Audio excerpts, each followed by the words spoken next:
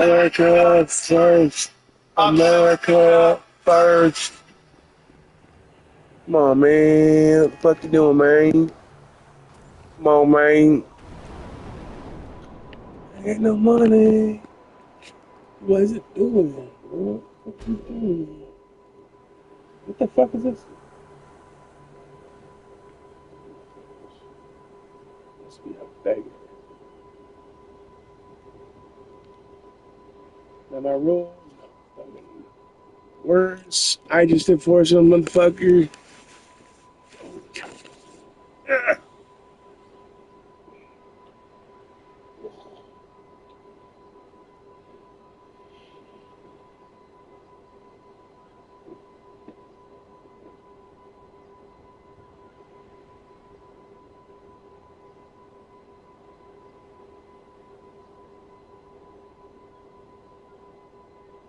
And it's okay.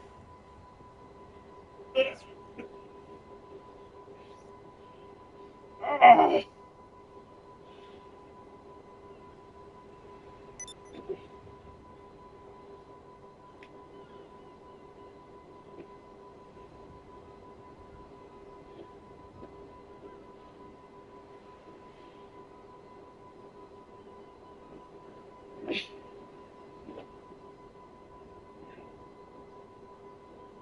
Good evening, everybody. You're watching America First. My name is Nicholas J. Fuentes. We have a great show for you tonight. Very excited to be back here with you tonight on Thursday. We have a lot to talk about tonight, lots to get into. Big show.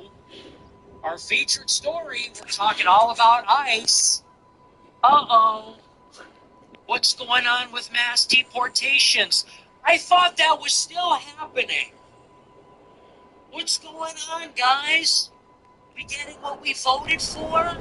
This is a Are we fucking getting what we bitch. voted for? Remember that? What I voted for, yeah. Well, now it's February 2026, and it's already done. Dude, let's it's fucking already go, cooked. bro. You're finished. It's over. They're already telling us. So funny.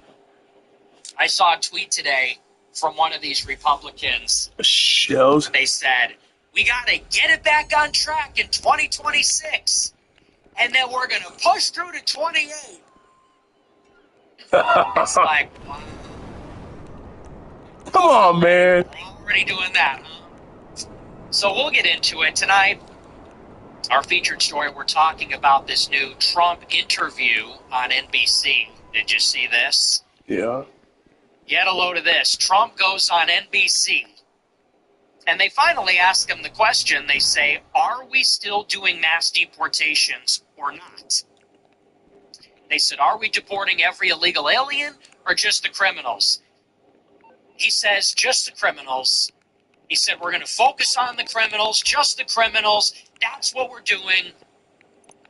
And then he proceeds to totally undercut everything they've been doing. He says we need a softer touch. He said the death of those agitators was a tragedy and a mistake, and they shouldn't have died.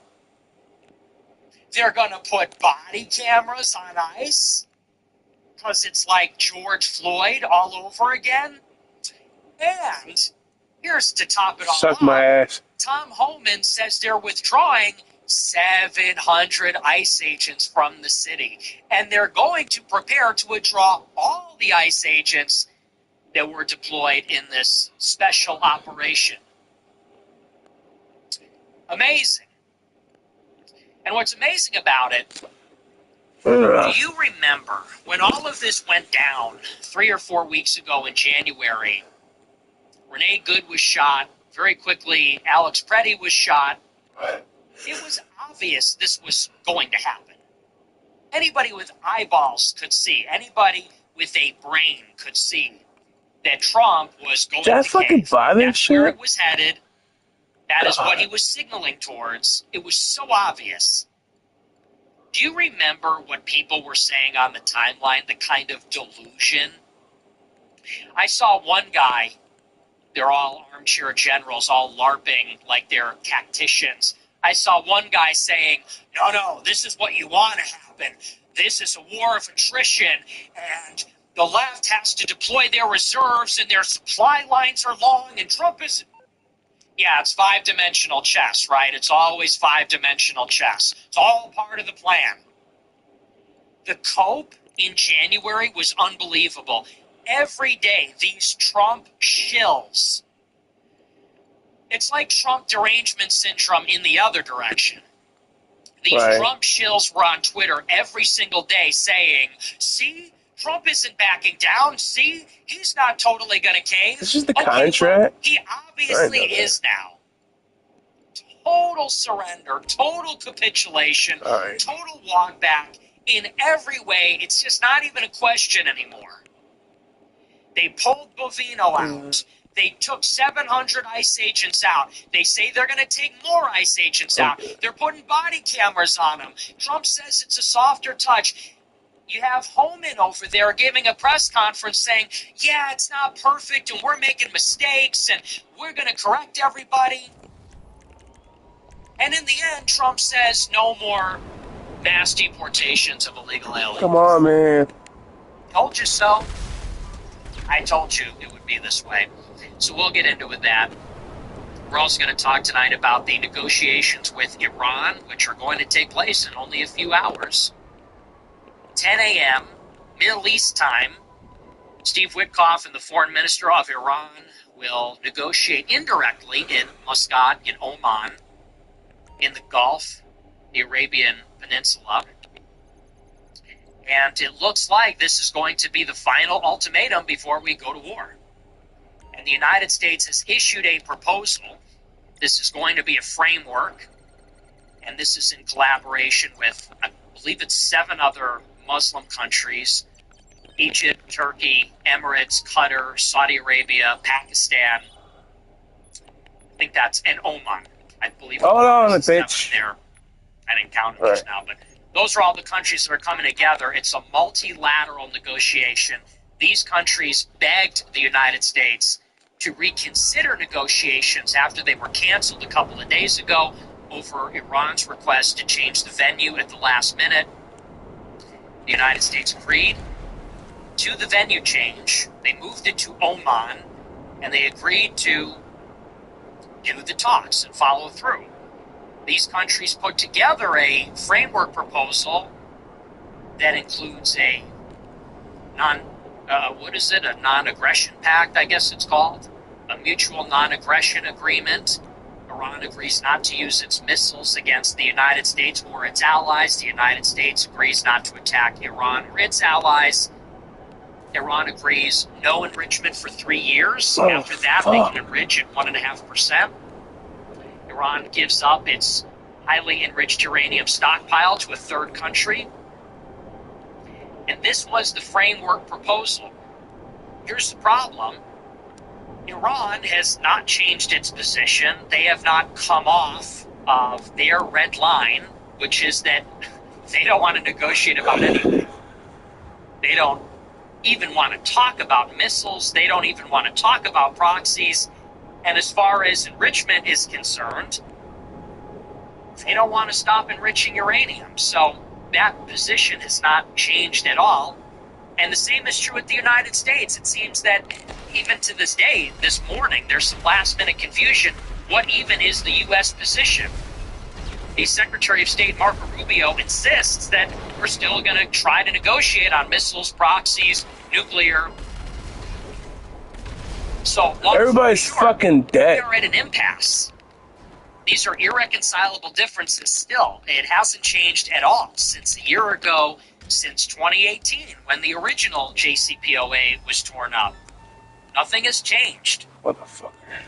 And so if this is the last meeting, if this is a take-it-or-leave-it proposal, well, it looks like Iran is going to leave it. Mm-hmm. And that means we're going to war.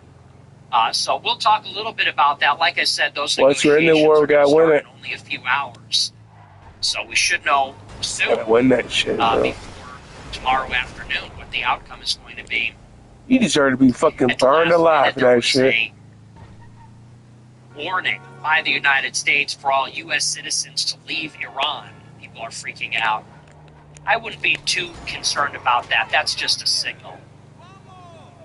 Obviously, it's an indication that the United States is gearing up for war. It's just a signal. They're just telling Iran, hey, we're serious, we're going to war. I don't think it tells us. I'm pretty sure if anybody's in Iran, they should get out. But we'll talk about all that. It's going to be a great show.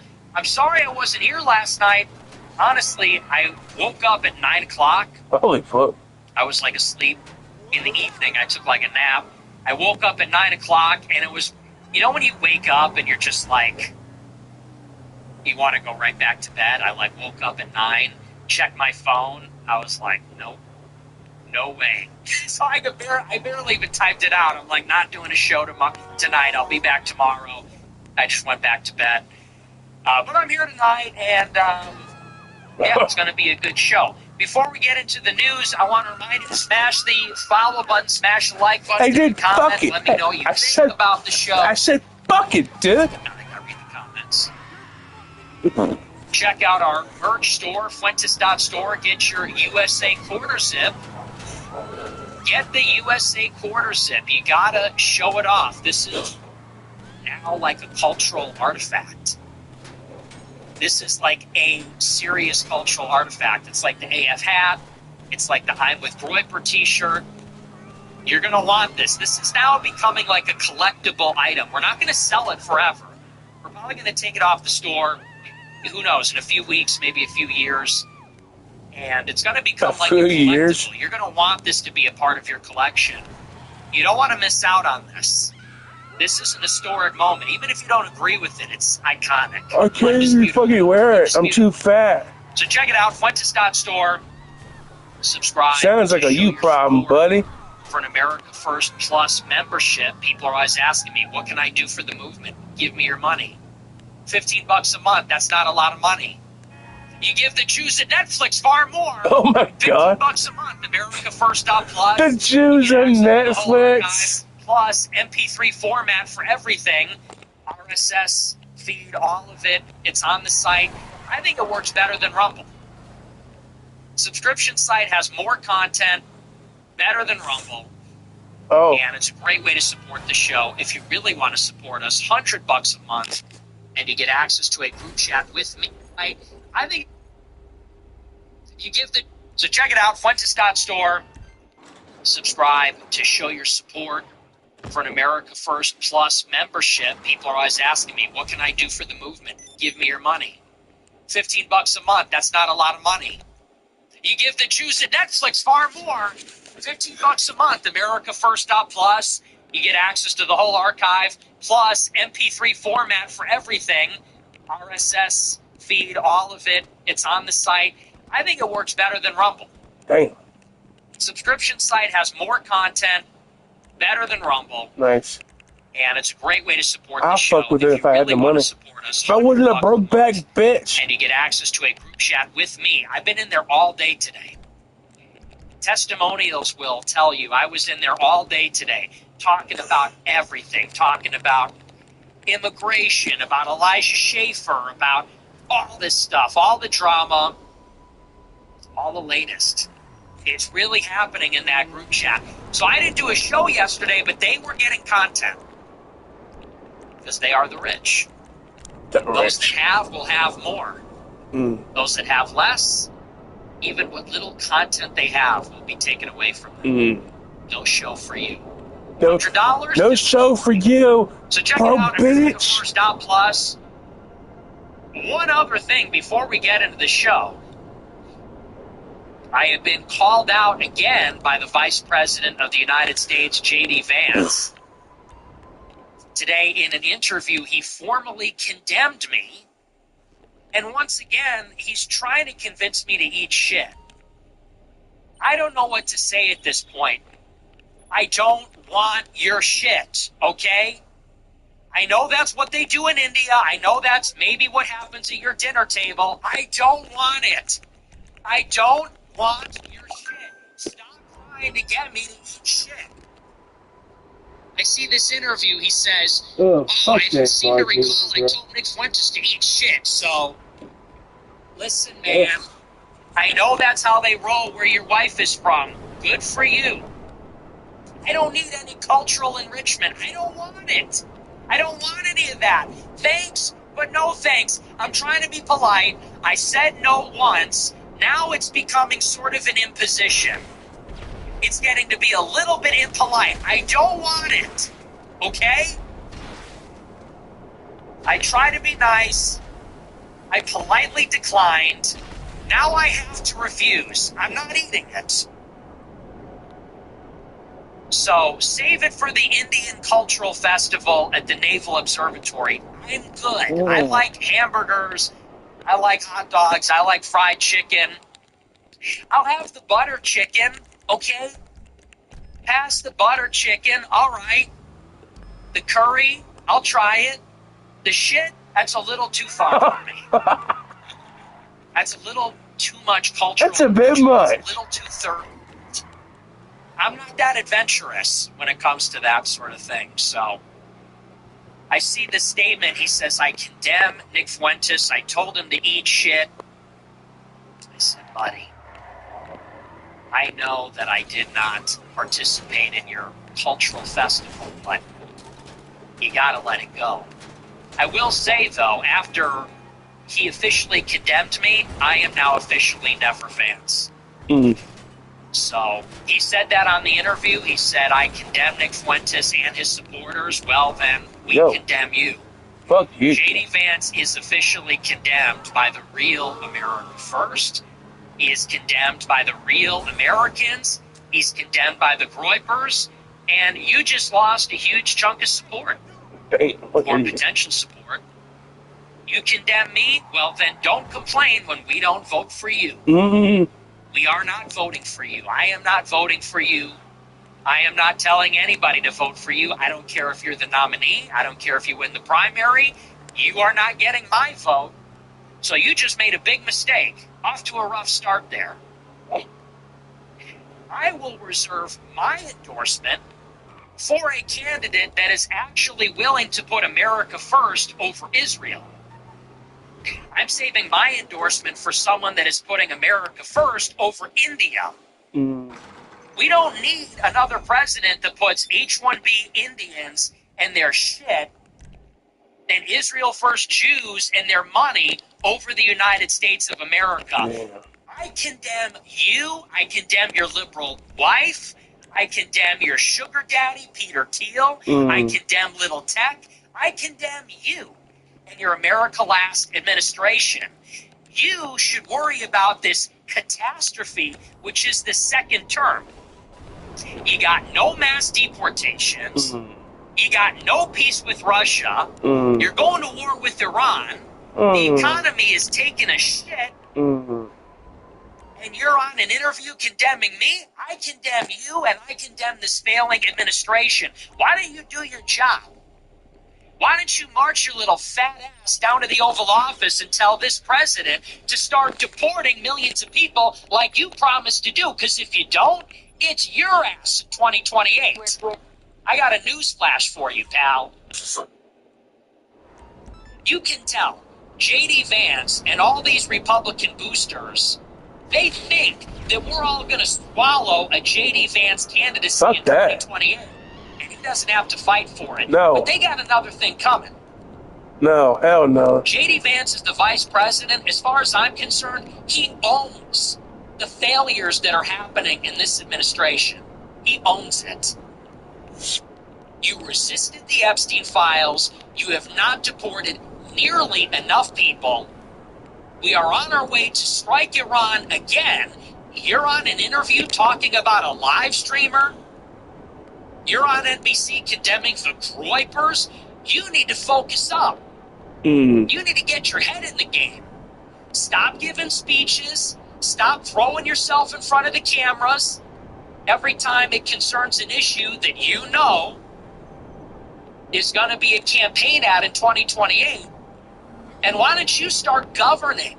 Why don't you start using that executive power? Why don't you start doing things then? I'm not sold on that. I don't think anybody's sold on that, and I don't think anybody is sold on you. No. We don't even know who you are. No.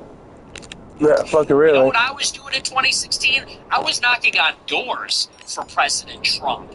You voted for Evan McMullin. In 2017, I was in Charlottesville. You were on CNN calling Trump a Nazi and praising Obama. Yes. And tomorrow night on my show on Friday, I'm doing a special.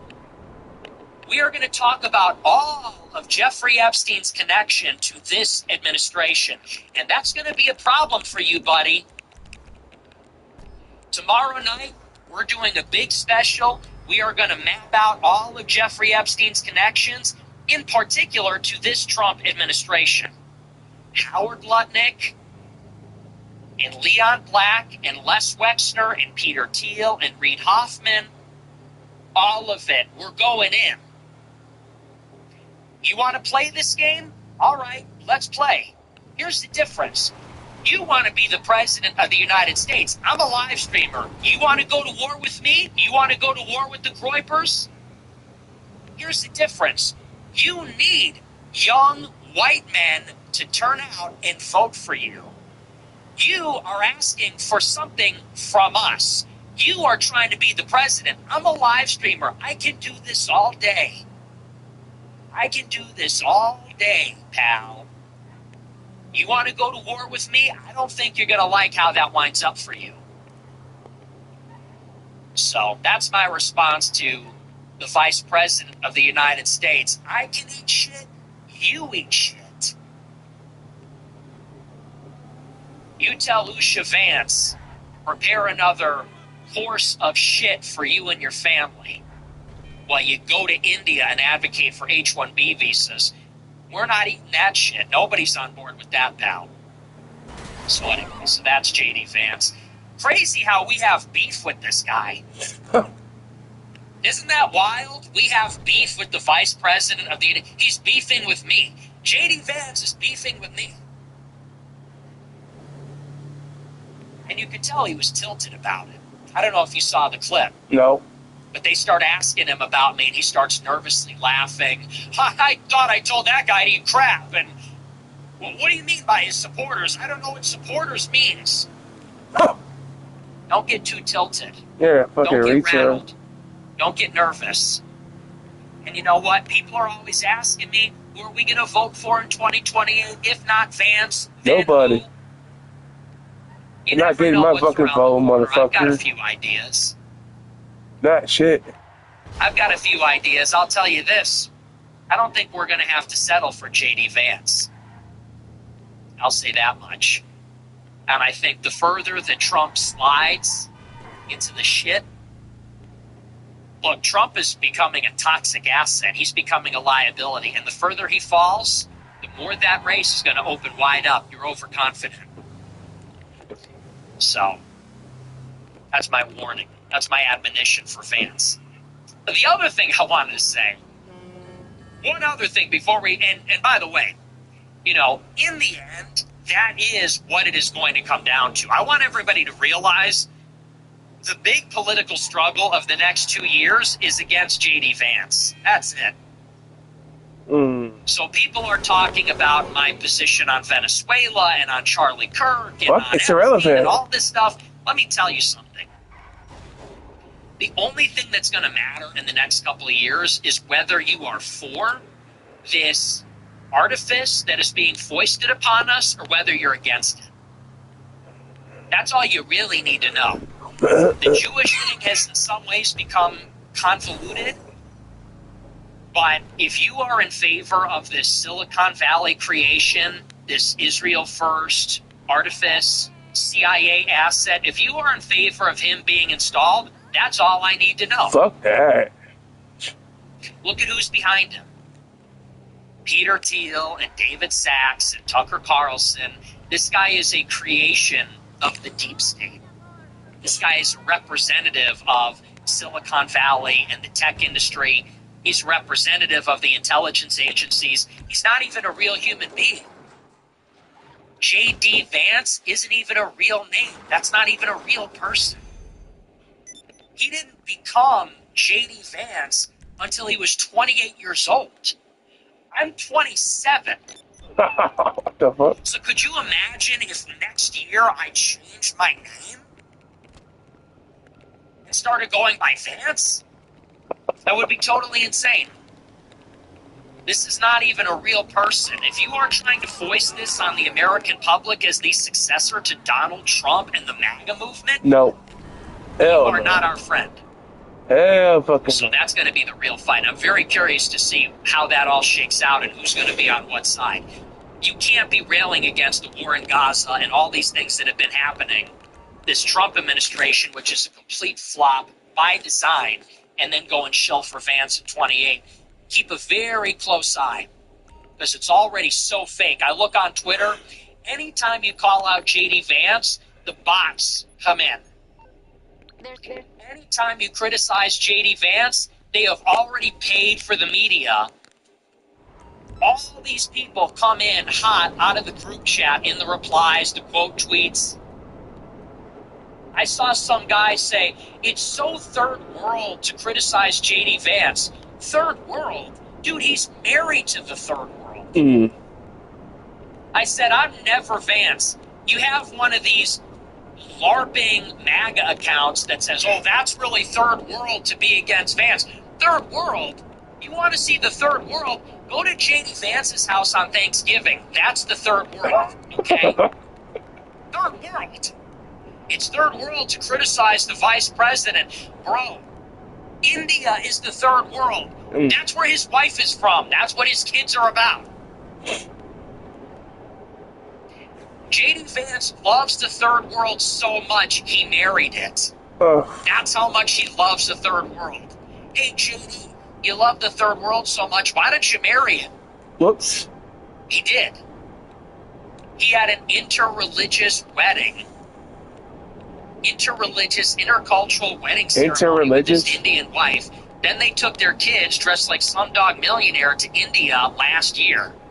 And people have the audacity to say, I'm third world? Are you kidding me? That's totally insane. So anyway, so that's that. I do want to move on, though. I want to get into something else. So, I told you the other night, I don't really want to weigh in on the Elijah Schaffer, Sarah Stock drama, because they're both friends of mine, and obviously I don't approve of the things that are being said about them. It's not good stuff, but they're my friends, and I'm there for my friends when they're going through a hard time and when they're going through a good time. You know, that's what I have to say about that. Okay. Here's what I will say, though, a little bit further. You know what's funny? The timing of it. Last week on the show, I made this very bold statement on the show. I said, sometimes, and I said, I'm not going to do it, okay? I said, I'm not seriously considering this. I'm never going to do it. I said, but sometimes, I think it might be kind of hot to marry an OnlyFans girl. And look, I just said it out loud, all right? I put it out there. I just said it out loud. I just put it in there, okay? I just put it out there into the world. And they said I was crazy. They said I was crazy for saying this. People said, why is he doing this? Why is he saying this?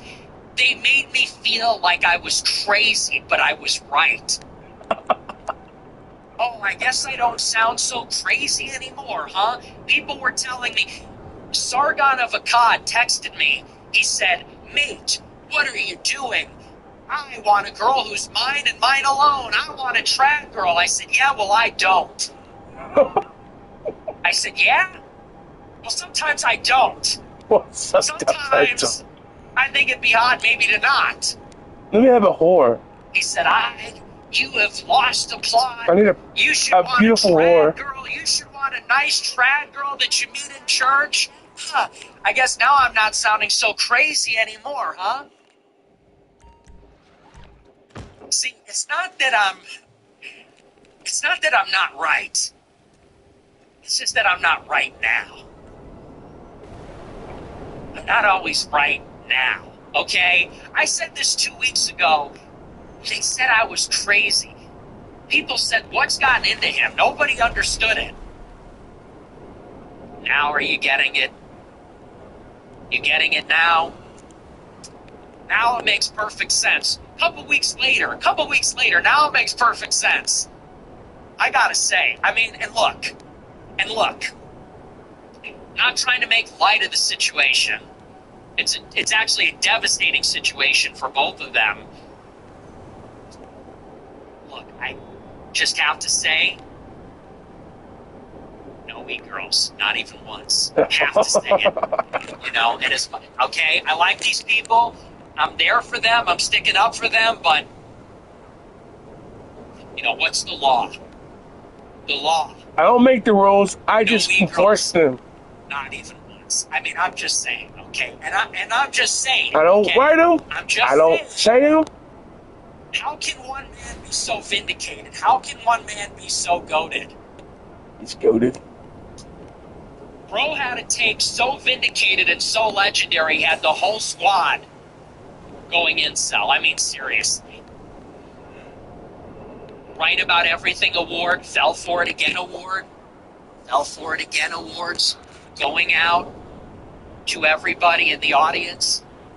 Anyway, but like I said, I'm deeply sympathetic, and I think that the right approach is for us to be charitable to these people. I like them both, and this is a personal drama. It's really nobody's business other than theirs. People are saying they need to apologize. I want to say, apologize to who? What do I have to do? People are saying you need to apologize. It's like, to the internet? Why? I think they should apologize to God. They should confess to God. We're Catholic. That's what you do. And they should work it out with their families. It's a family affair. It's a private affair. I see everybody in the replies. They need to apologize. You need to show some humility. To who? We're not the judge, jury, and executioner. So I think people should be a little respectful to these people as they try to navigate this. They try to figure it out and pick up the pieces. They made mistakes. They'll pay for those mistakes, surely. And that's really their prerogative. I mean, that's their situation. And I think we should be charitable and respectful. And we should approach these subjects with the intention that we want what's best for the people involved. And I don't think that being accusatory, and I don't think that drip-feeding this vindictive campaign against them, posting secret recordings, that's not helping them. That's not good for anybody, actually. I think that's bullshit. And I don't know how anybody could say that that is righteous. Two wrongs don't make a right. People can make mistakes. And then you got people secretly recording. Oh, I secretly recorded her. I secretly recorded him. Now I'm sharing it with the world. Now everybody's gossiping. We're reveling in the drama. That's not good either. So guard your souls. Guard your souls. Follow your conscience. Try to be merciful and charitable when it comes to that sort of thing. Anyway, that's just my feelings on it. But I had to just throw it out there because I went on Telegram today and I'm kind of like, isn't it a little bit interesting that I had some commentary about this issue like last week? And do you remember everybody was outraged? They said he was one-shotted by Miami. He's just saying things to sound straight. They said, this is really cut. He just wants guys to sleep with his wife. I'm like, maybe you don't really get it. Like, this is just kind of the new meta. I don't know what to tell you. I'm just living in the future. At a certain point, you're going to have to just give me the benefit of the doubt and trust me a little bit. Anyway, we're joking a little bit, but that's that. I do want to move on. We're going to get into our news here tonight. And man, oh man, this is just crazy stuff. Our featured story, we're talking all about the total capitulation by the Trump administration on immigration. And I don't even really know how to start this one. Because I feel like I've been saying the same exact thing for 2 years, and I literally have. If you've been watching the show for 2 years, you know exactly what I'm going to say. I've been saying it every day for 2 years, which is that you're not getting mass deportations. You were never going to get mass deportations. You never will get mass deportations. And I told you exactly why, and I told you exactly how that was going to play out. And now we're just watching it unfold in real time. So as you know, at the end of 2025, the Trump administration sent ICE and the National Guard into Minneapolis. And they have been doing this. They have been deploying a lot of immigration resources to cities. You had Midway Blitz in Chicago. You had Operation in LA before that. And so this was supposed to be another deployment of ICE and the National Guard, which has been escalating. There's been an increasing amount of tension, and it's become very contentious and very violent. We saw that with the LA riots in June of last year. We saw that with some of the resistance in Chicago in the fall and early in the winter of last year. And so ICE and National Guard go up to Minneapolis, and they're encountering this stiff resistance from local organizers, big protests, and it looks like a coordinated cell of progressive activists that are doxing and stalking and intimidating ICE agents who are trying to arrest people. And as you know, this culminated in the death of Renee Good and then Alex Preddy.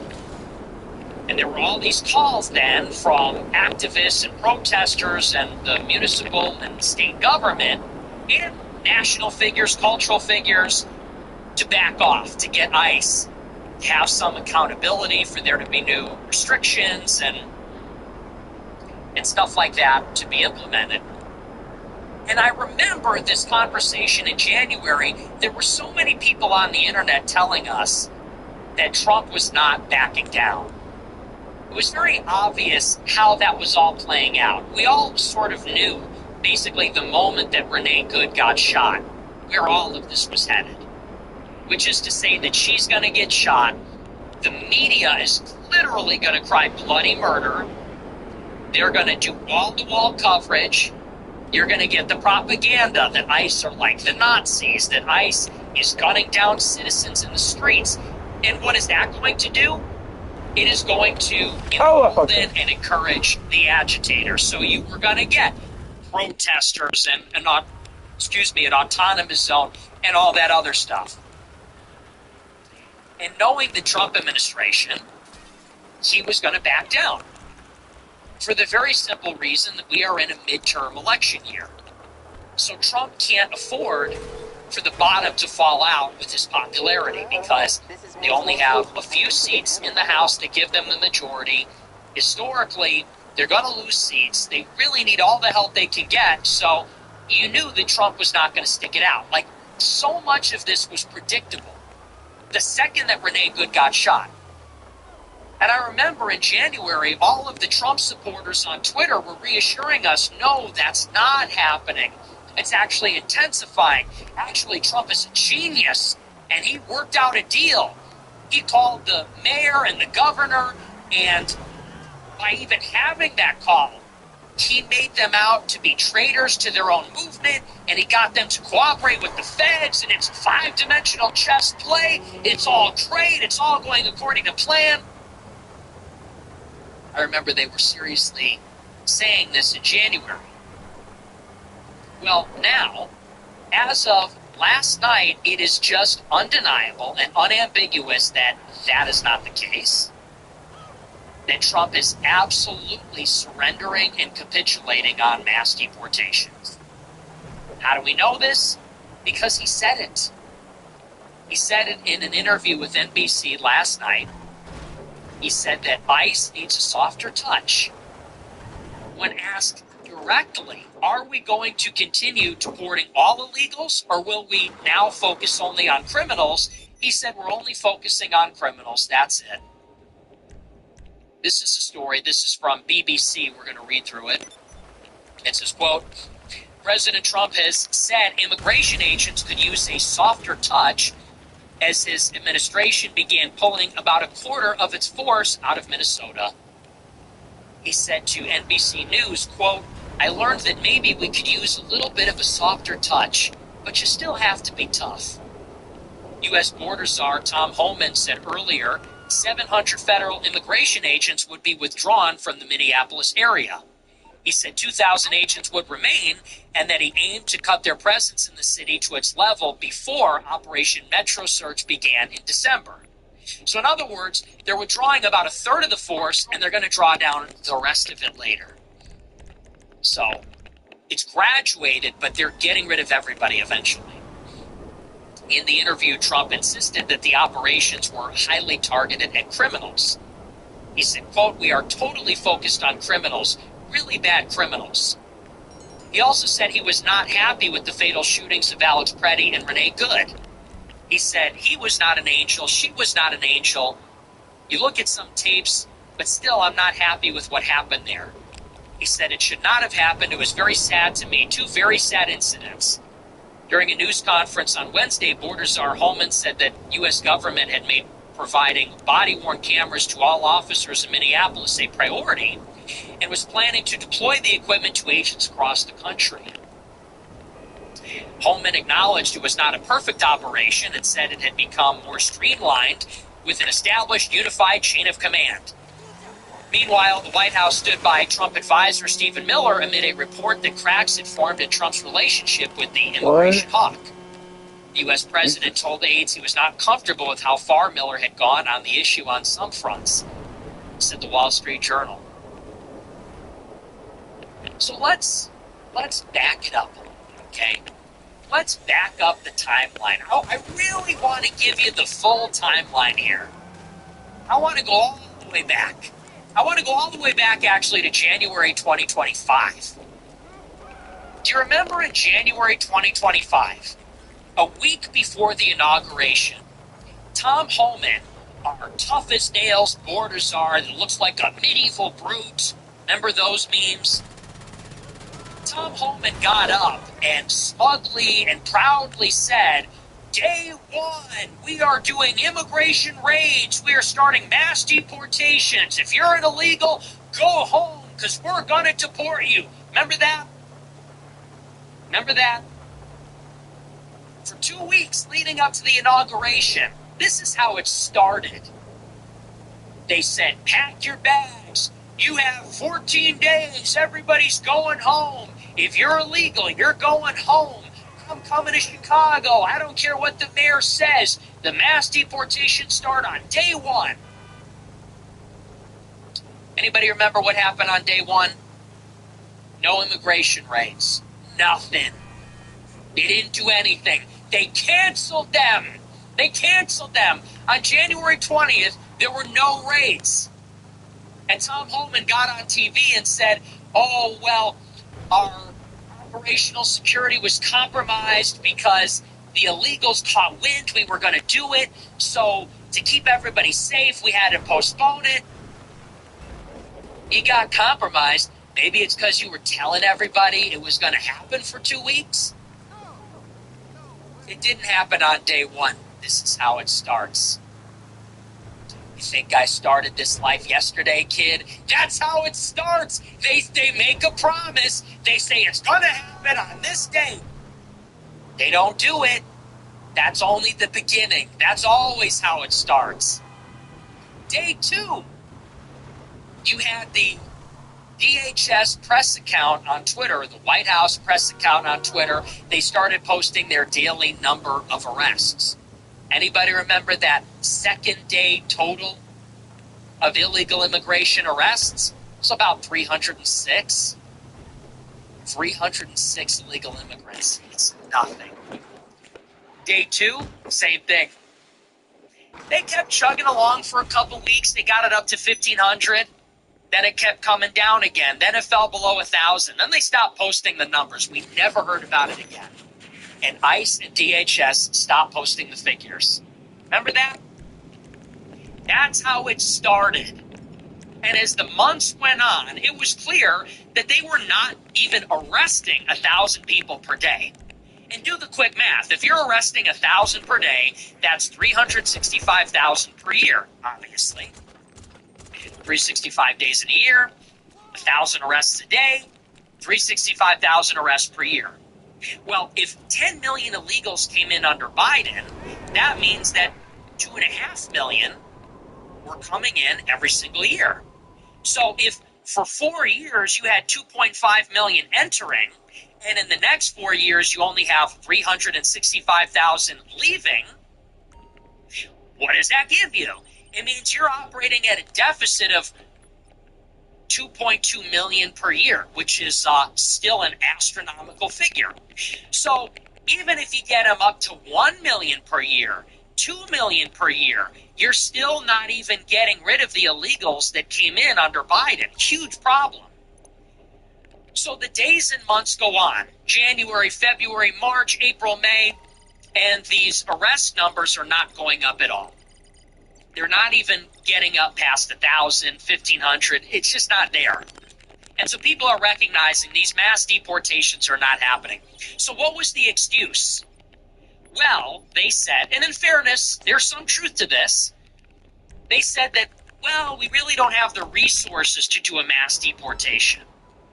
We don't have enough ICE agents. We don't have enough detention space.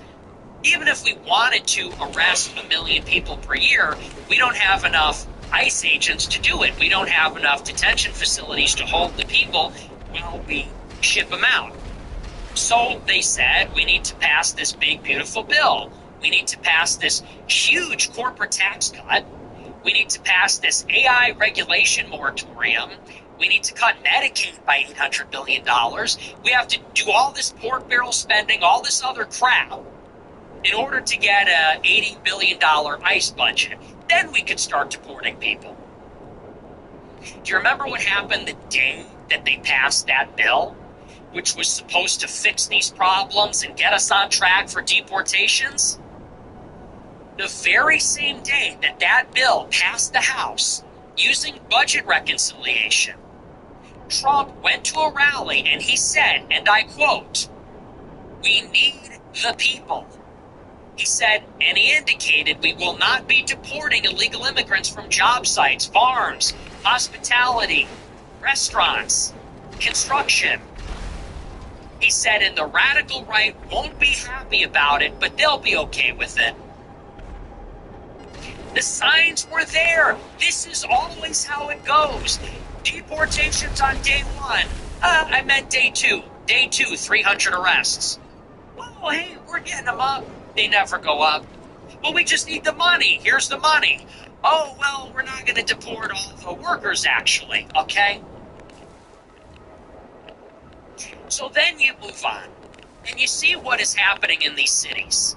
Trump is deploying ICE to Los Angeles and National Guard. Trump is deploying ICE to Chicago with National Guard. And what is happening in the summer and fall in these cities? It's a war. Because even though ICE is not arresting a lot of people, how are they doing it? They're doing it in a highly visible and provocative way. What do I mean by this? You have like 100 ICE agents performing a raid on one apartment building, and they make 12 arrests. So you got hundreds of agents. They bring in helicopters. They come in with tactical vests like a SWAT team. And they get 12 people. Then they post a hype edit about it on TikTok. And they're posting hype edits on TikTok all summer with Theo Von, with Sabrina Carpenter. And they're really like challenging people to have a problem with this. They're daring people to be offended. They're showing you these images of illegals being thrown out, and they're sort of daring you to be sympathetic. And in fairness, they are making mistakes. They're undisciplined. They're going up to people and asking them, hey, are you a citizen? They're getting a little handsy, pushing and shoving people. It's not a great look. And so they're going into LA and they're going into Chicago. And you start to have this asymmetry of results and perception. In the minds of the public and the media, this is an extremely aggressive deportation policy. In their minds, this is like an Orwellian, dystopian, totalitarian takeover. Families are being kidnapped. It's like the Hunger Games. This is like the Capitol. It's like Gestapo all over again. In reality, very few people are even being arrested. Now, why is the Trump administration deliberately creating this perception? It's because they really have no intention of doing mass deportations. They both lack the competence to actually see it through, and also they lack the will. They don't really want to do it. Because to actually deport millions of people, you're going to hurt the bottom line of Wall Street, Silicon Valley, big agriculture, and other industries. So they don't want to do it. Even if they wanted to do it, they are not competent enough to achieve it. So in order to satisfy the base and keep the base happy, they are creating this perception, substituting cruelty and attitude and style for substance and results in order to feed the base and get the base thinking that they're doing something. In the process, they are antagonizing and provoking the left. And what this does is, in a word, it activates the left. The left accepts the challenge and they rally behind the issue.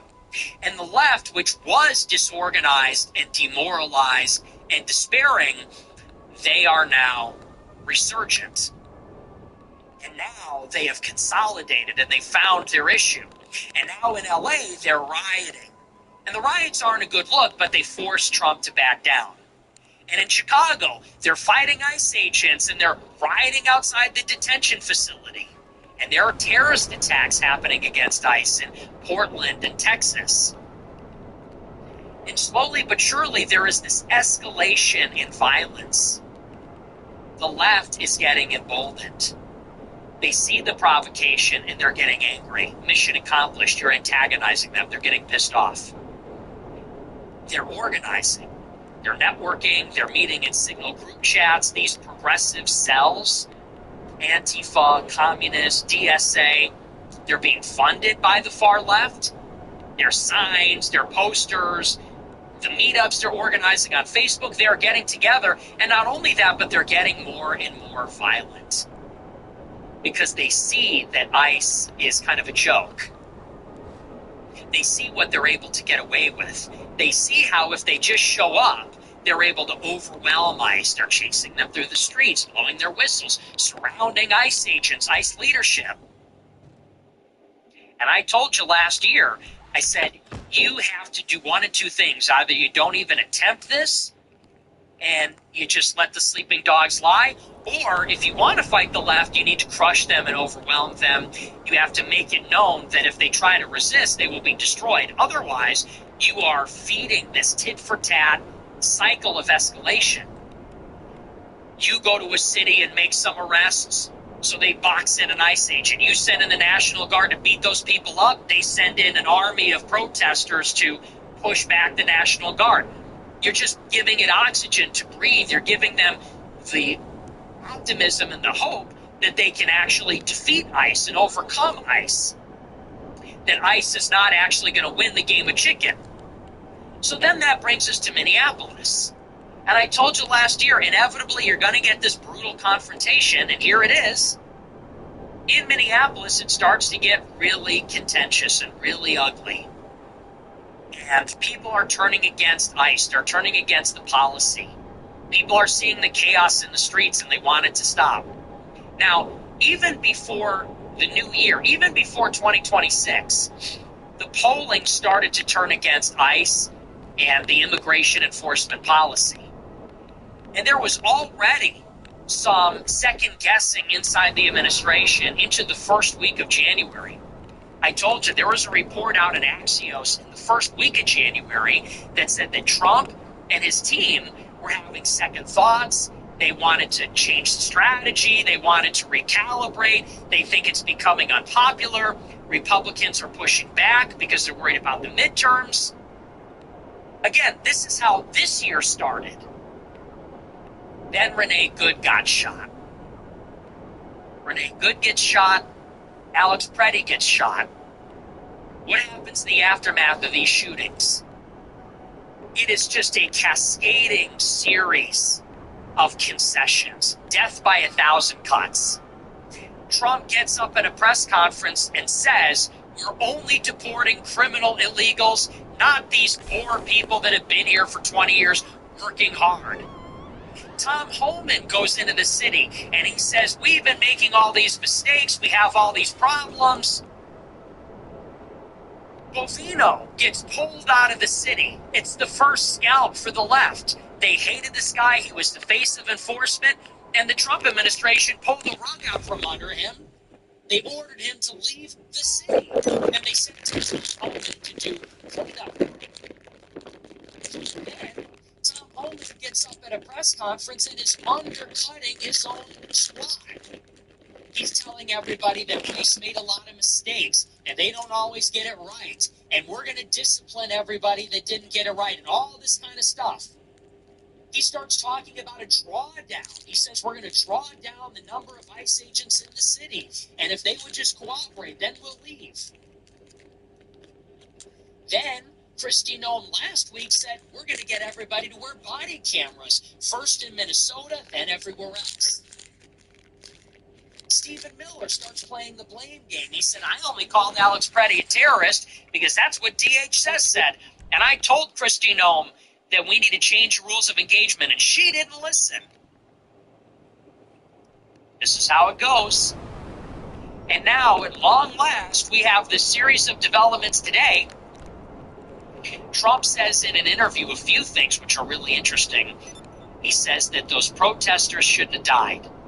He says we need a softer touch. He says we're only going after the criminals, not the regular illegals anymore. And Tom Homan says we're withdrawing 700 people and we're going to withdraw even more. And he says basically our operation was flawed. This is a complete and total capitulation. And it's not hard to see why this is a problem. If you want to deport 1 million people per year, which is what you would need to do to get anything resembling a mass deportation, you need actually to increase the presence of law enforcement, not decrease. You want to deport 1 million people per year, you need to double, triple, quadruple the number of people that you're arresting and deporting. So that means you're going to need more ICE agents. It's going to need to be more visible, more provocative. Talk about, they're saying we need targeted enforcement. No, you're going to need to sweep neighborhoods. You're going to need patrols. You're going to need to do more Minneapolis-style operations if you want to get a mass deportation. So if they come out and they say, well, we're withdrawing, well, that indicates first and foremost they will be deporting fewer people, not more. But it's also a surrender. You tried to do this policy in Minneapolis. The left fought back. They tried to kill your people, and they died in the process. And now you undercut your own law enforcement operatives by throwing them under the bus. Trump says that Bovino is an out-there guy. He's too tough, saying we need to be softer. Softer? You're staring down an angry mob, and you're on TV saying we need to be softer? This is not the Trump that I know. This is not the Trump from the election who's all fire-breathing and intensity. Trump says in the face of this mob trying to get him to back down, he says we need to be soft. And Bovino is out there and he needs to relax. They throw their own guys under the bus saying we're not perfect and this is a mistake that these people were killed.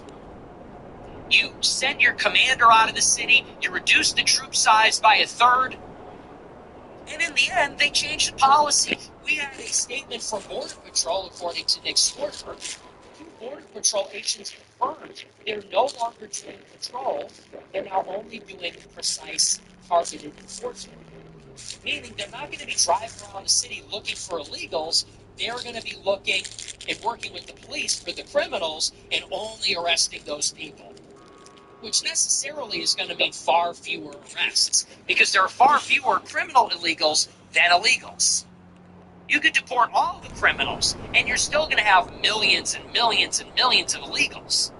So that's a much smaller group, and it's a much more narrow net to cast. It can't possibly go up. It can't even possibly stay the same. It's necessarily going to go down. And the number of arrests and the presence of law enforcement and the strength of the tactics, it's all decreasing after the left forced their hand. The left vetoed the policy.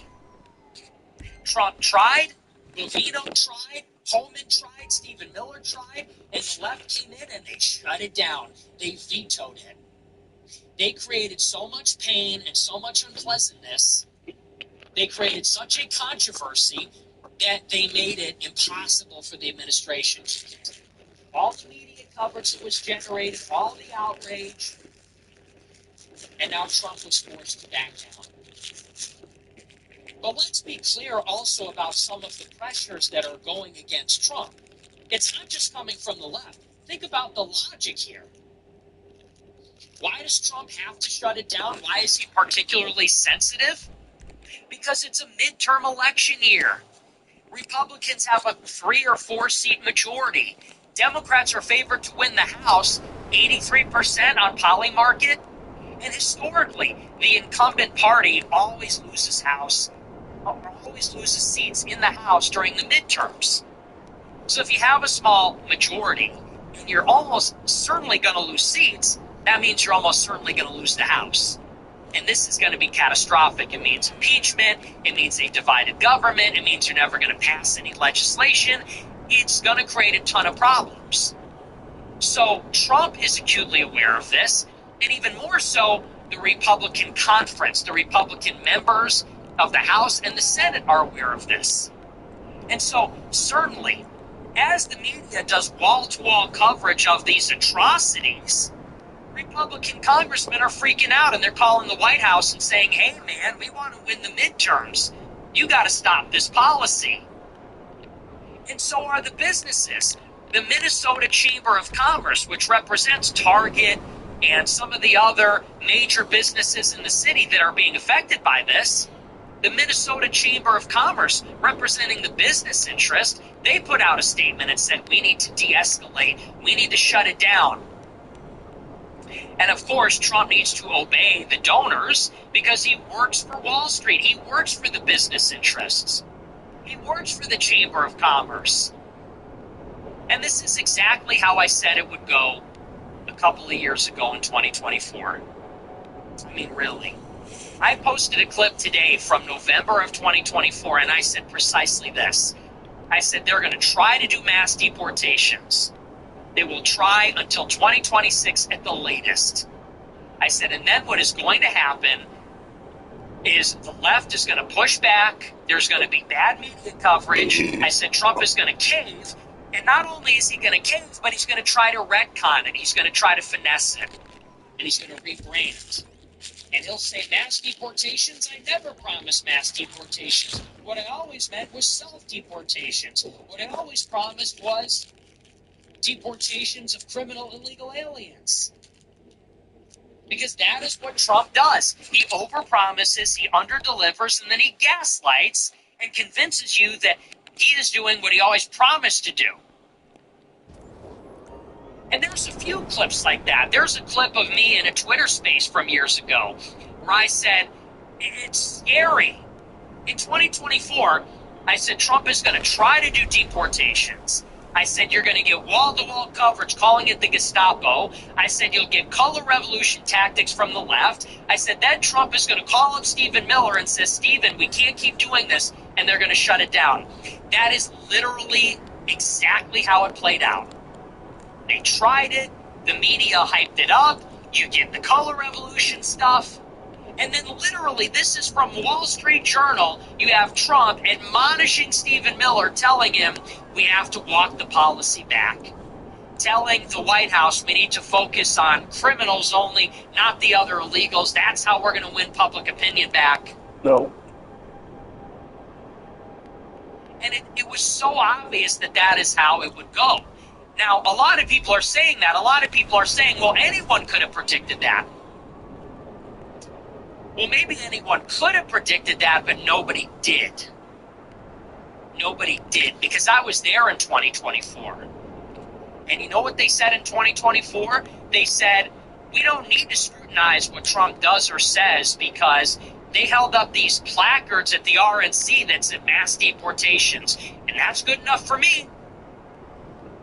Yeah, I suppose anyone could have made that prediction. It's just that nobody did.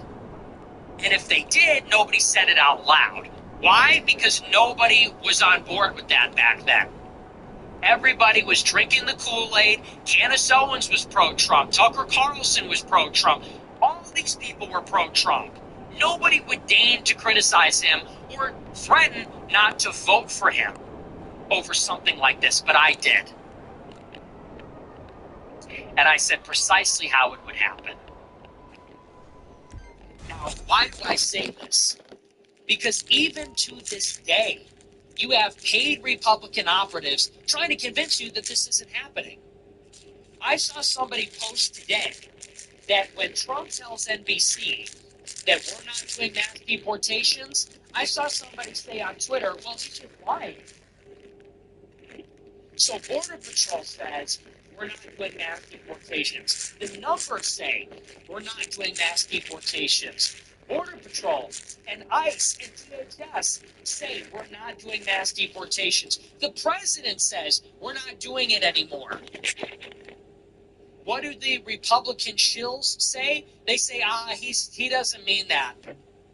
He's just lying. He doesn't mean that. It reminds me of that scene in Taxi Driver when Robert De Niro says to the hooker, he says, you know what the pimp says about you? He says disgusting things about you. And she goes, he would never say that. He wouldn't say that about me. It's like you're literally a cuck. You're literally a cheap whore. You are like a stupid whore and a cheap whore at that. You're barely even getting paid. And I know, because I know how much you're getting paid. I literally see Republican shills saying, oh, Trump said we're only deporting the criminals. He doesn't mean that. He doesn't mean that. He's going to deport them. He just has to say that. I saw some doofus say, well, he's interviewing with NBC. That's liberal media. Of course he's going to say that to the liberal media. Aren't you guys tired? I mean, seriously. Haven't you guys had enough of being disappointed, of being humiliated, of being let down, of having to carry water for the... Aren't you tired of all that? Seriously. Because I remember in 2024, when Trump and Vance separately were asked about mass deportations, they were saying the same stuff then that they are now. They were asked, how will you specifically deport tens of millions of people? And they said, we're going to focus on the criminals first, and then we'll worry about everybody else later. Go back, play the tape, find it. I'll wait. They were saying that during the election, and I tried to tell you. I mean, I played the clip on my show. I said, watch. I said, when they say they're going to prioritize criminals, that means they're not deporting anybody else. I said, and that means they're not serious. They're not going to deport even 500,000 people per year. And it took everybody else 2 years to figure it out when they're actually saying it. And let me tell you why this is happening. This is happening because at the end of the day, okay, let me be clear. Let me do the politician thing. Let me be clear. Are you paying attention? Are you listening? Hello? This is the most important thing you're going to hear. The Republican Party is not against immigration, and they never have been. You need to get that through your head. The Republican Party and their donors, and therefore their think tanks and politicians and magazines, they are not against immigration, and they never have been. Would you like to know why? Because the business interests that fund the Republican movement profit from foreign labor. It's that simple. Who is hiring all these legal aliens? Big farms, meat processing plants, meat packing plants, hotels, restaurants, the rest of it. Now, who owns those companies? It's the big asset managers. It's the banks. It's BlackRock. It's Vanguard. It's JP Morgan. Okay?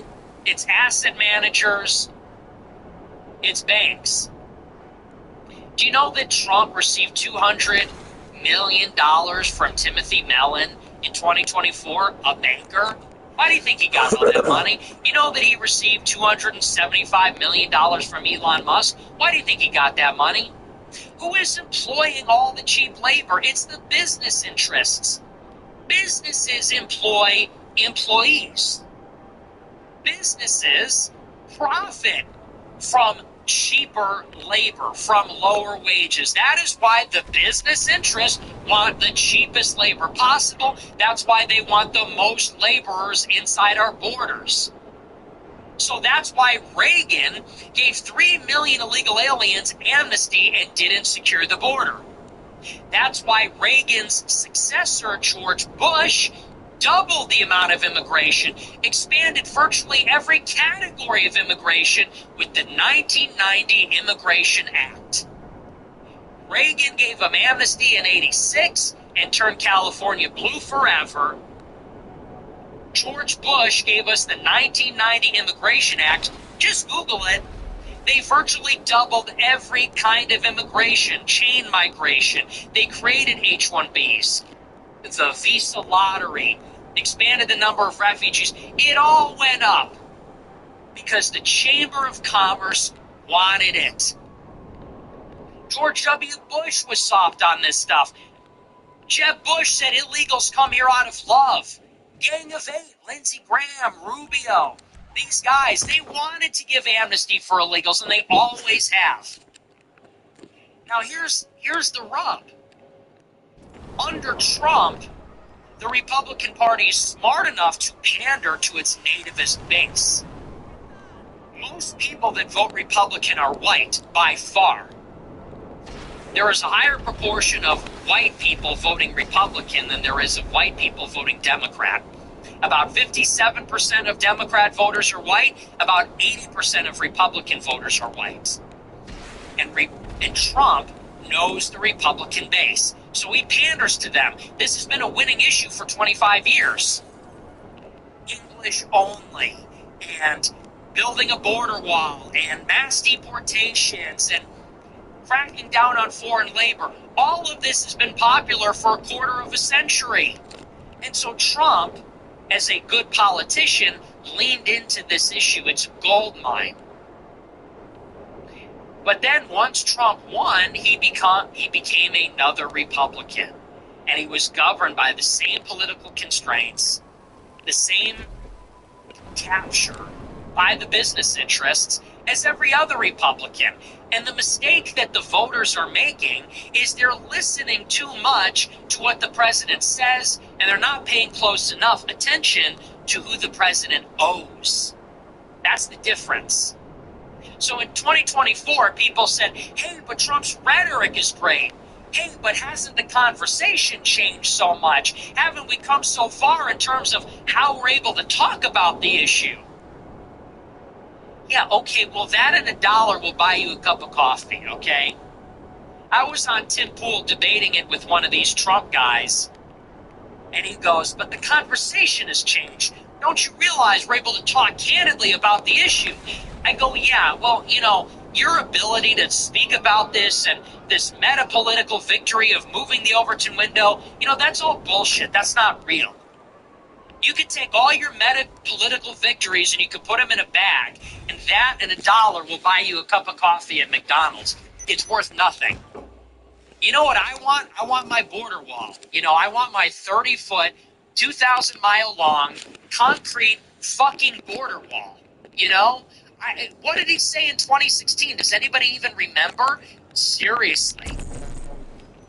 Think about how much you've been gaslit. Do you even remember that when Trump ran in 2015, 11 years ago, he said, we're going to build a big, tall, powerful, impenetrable border wall, and Mexico will pay for it.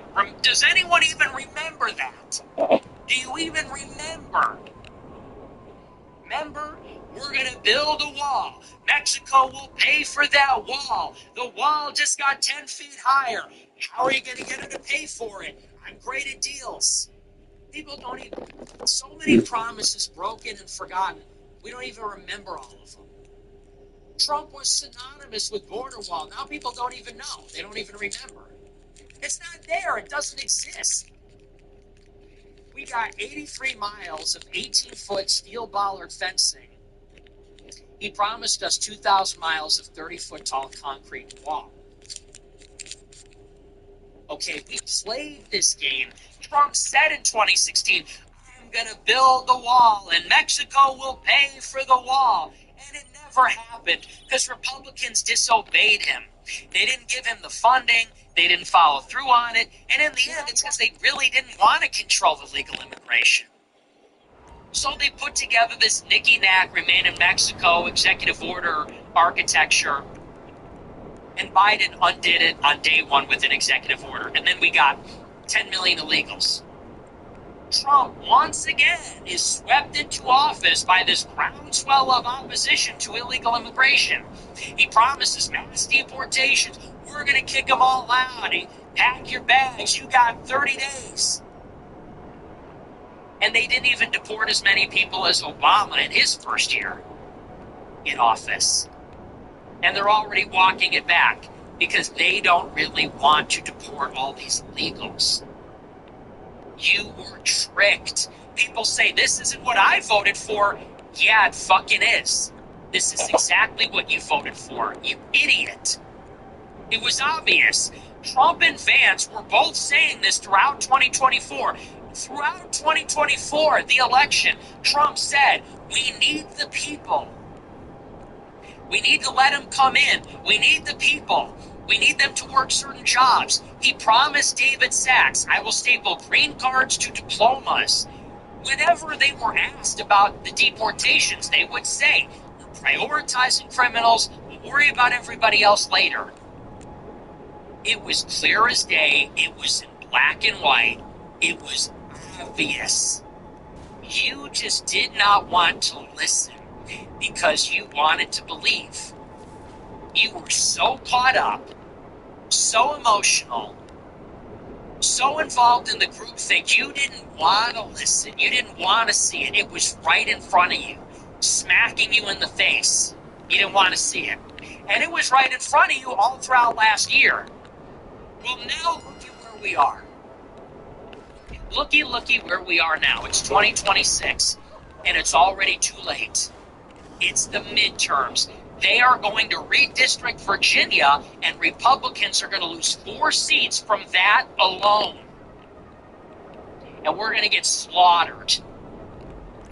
So you think now there's going to be a big push for mass deportations? Good luck. You can't deport 750 people per day without getting riots and protests and body cameras, and they're defunding the fucking police over it. You're going to quadruple those numbers in a midterm, and what, the media's not going to catch it on camera, and you're not going to get any more dead communists to cry over? Forget it. And what do you think is going to happen when the Republicans lose the midterms? Not if, but when the Republicans lose the midterms. What do you think is going to happen? Well, you're going to get a lame duck from November to January. And then in January 2027, when the new Congress is seated, they will not fund DHS. They will not fund the government until we defund ICE. They're doing it already. They're showing us. We had the longest government shutdown in history last fall over a symbolic provision about healthcare credits, which they didn't even get. They just wanted to be uncooperative. Now we're getting another partial government shutdown of DHS because Democrats want to force restrictions on ICE. That is when they are in the minority in both chambers. What happens when they have a majority in the House? They're going to shut down the government all the time. They're going to impeach everybody, investigate everybody. The work of this administration will grind to a halt because they will be distracted. They will be out of energy. Their personnel will be involved in this. They will not be able to get anything through Congress.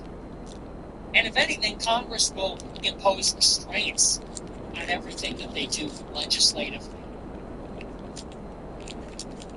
So you think you're getting it in 2026? Not going to happen. You think you're going to get it in 2027 when the Democrats have half of the divided government? Not going to happen. 2028? Who even fucking cares at that point? And I told you it would be like this. Now all the Republicans are already saying, well, hey, everybody, let's get everything back on track in 26. Get it back on track. This is supposed to be the golden age. Huh? 2016, we're going to make America great again. 2018, hey, we need more seats in the House. 2020, we got to keep America great and, finish the wall and stuff. 2022, we got to hold the line, stop the Democrats in their tracks. 2024, all right, this time a golden age. This time for real. 2026, nevertheless, we got to get them back on track. Another vote. Imagine still playing this game. Dude, fuck these people. Fuck this administration. People say you want to burn it all down? Yeah, I do. People say, you want to burn it all down just so you could rule over the ashes. See, you don't seem to have much of an imagination. I want to burn you to the ground. You will be turned into ashes. We will still be very much intact. People say, he just wants to burn it all down so he can rule over the ashes and whatever's left. No, you got it wrong. We want to burn you to the ground. We want to burn the Republican Party to the ground. That's not us. We want to burn you and this administration and all these criminals that are stealing from the government, all the liars that made false promises, all these people that buried the files, brought us to war in Iran, failed on deportations. We want to burn you to the ground. We want to destroy your careers. We want to primary you. We want to fire you. And then we want to build a different party. Anything would be better than this. You have had your chance. In 16, 18, 20, 22, 24. Now they want another vote in 26. They think they got us on lock in 2028. Let's try something different. Let's fire you. Let's burn you to the ground. And maybe this time you're going to be the sucker. Because every time we go and vote, you get privileges. You get patronage, contracts. You get to skim, you get to craft off of the movement, and we get fucked. We get 600,000 Chinese students. We get 130,000 H-1B Indians. We get another $20 billion to Israel. We get 230,000 deportations. Maybe it's your turn to get fucked.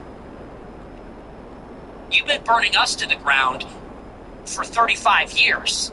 You burned us to the ground in 86 with the amnesty, in 1990 with the Immigration Act, in 2003 with the war in Iraq, in 2008 with the bailout, in 2018 when you couldn't cough up $1.3 billion for a border wall. You've been burning the country to the ground. Maybe it's time for you to burn to the ground. And I would gladly rule over whatever is left after that. Gladly. Better than this. So they're always saying that, well, what are you going to do? Are you going to burn it all down? Yeah, I think I'm ready to do that. I'm ready to burn down everybody that isn't Thomas Massie. End of list. I'm ready to burn down every Republican that has been complicit in this. Stephen Miller is retweeting Lindsey Graham. Wake up. Hello. Stephen Miller is retweeting Lindsey Graham. And by the way, if Stephen Miller and J.D. Vance were so fucking great, then why can't they get the job done, huh?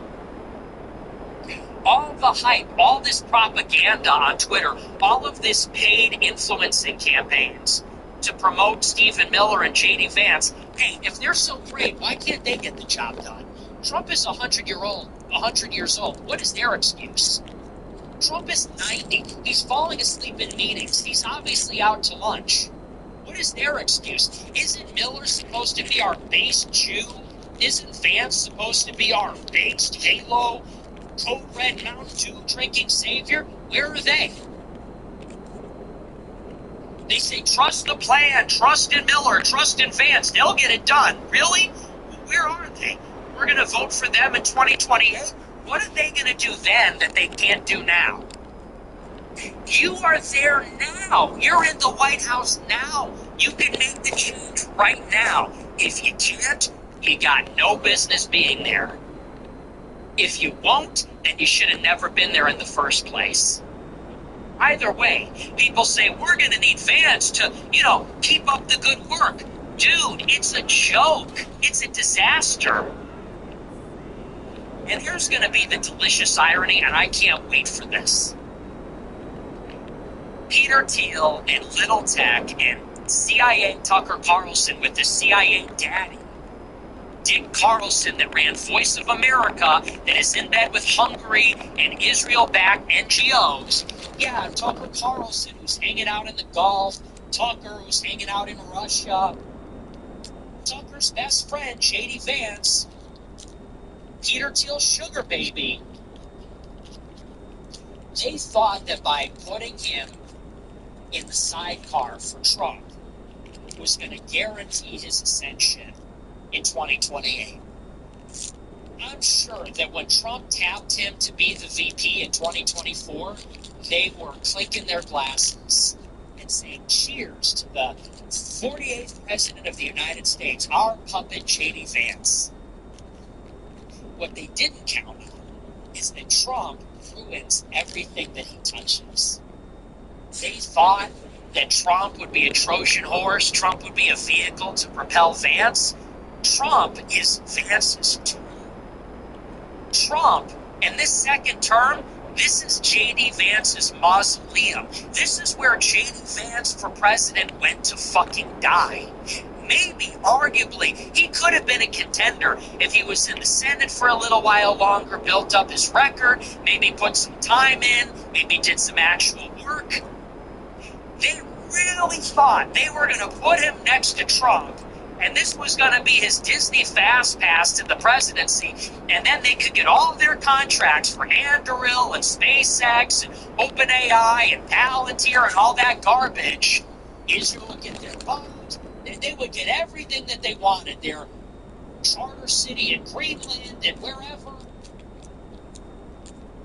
And instead, Trump is an albatross. He is dragging Vance to hell with him. Failure, the vaporware, the scam that is Trumpism, it is dragging J.D. Vance right to hell with this whole sick fucking thing. And that is the most delicious irony of it all. That's the best part of the whole thing.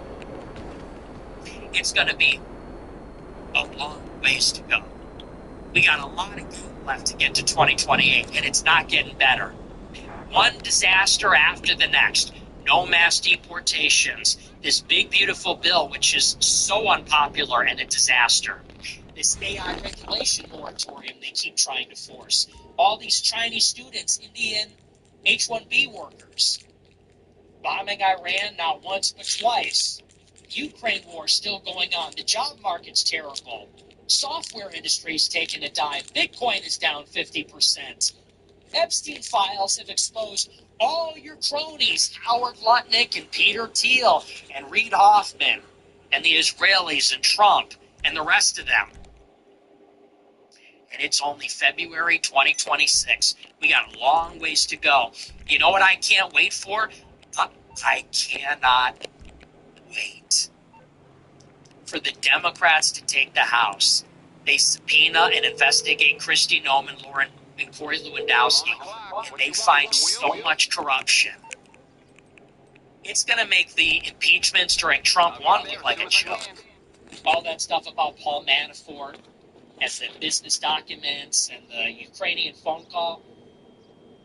The corruption that they will discover when the Democrats are in the House, it's going to make all that stuff look like a joke. And they're just going to keep stacking it up on top of Vance. We're going to be in our war with Iran. The Middle East is going to be a mess. The economy is going to be a mess. The Trump administration is corrupt. He might even be impeached.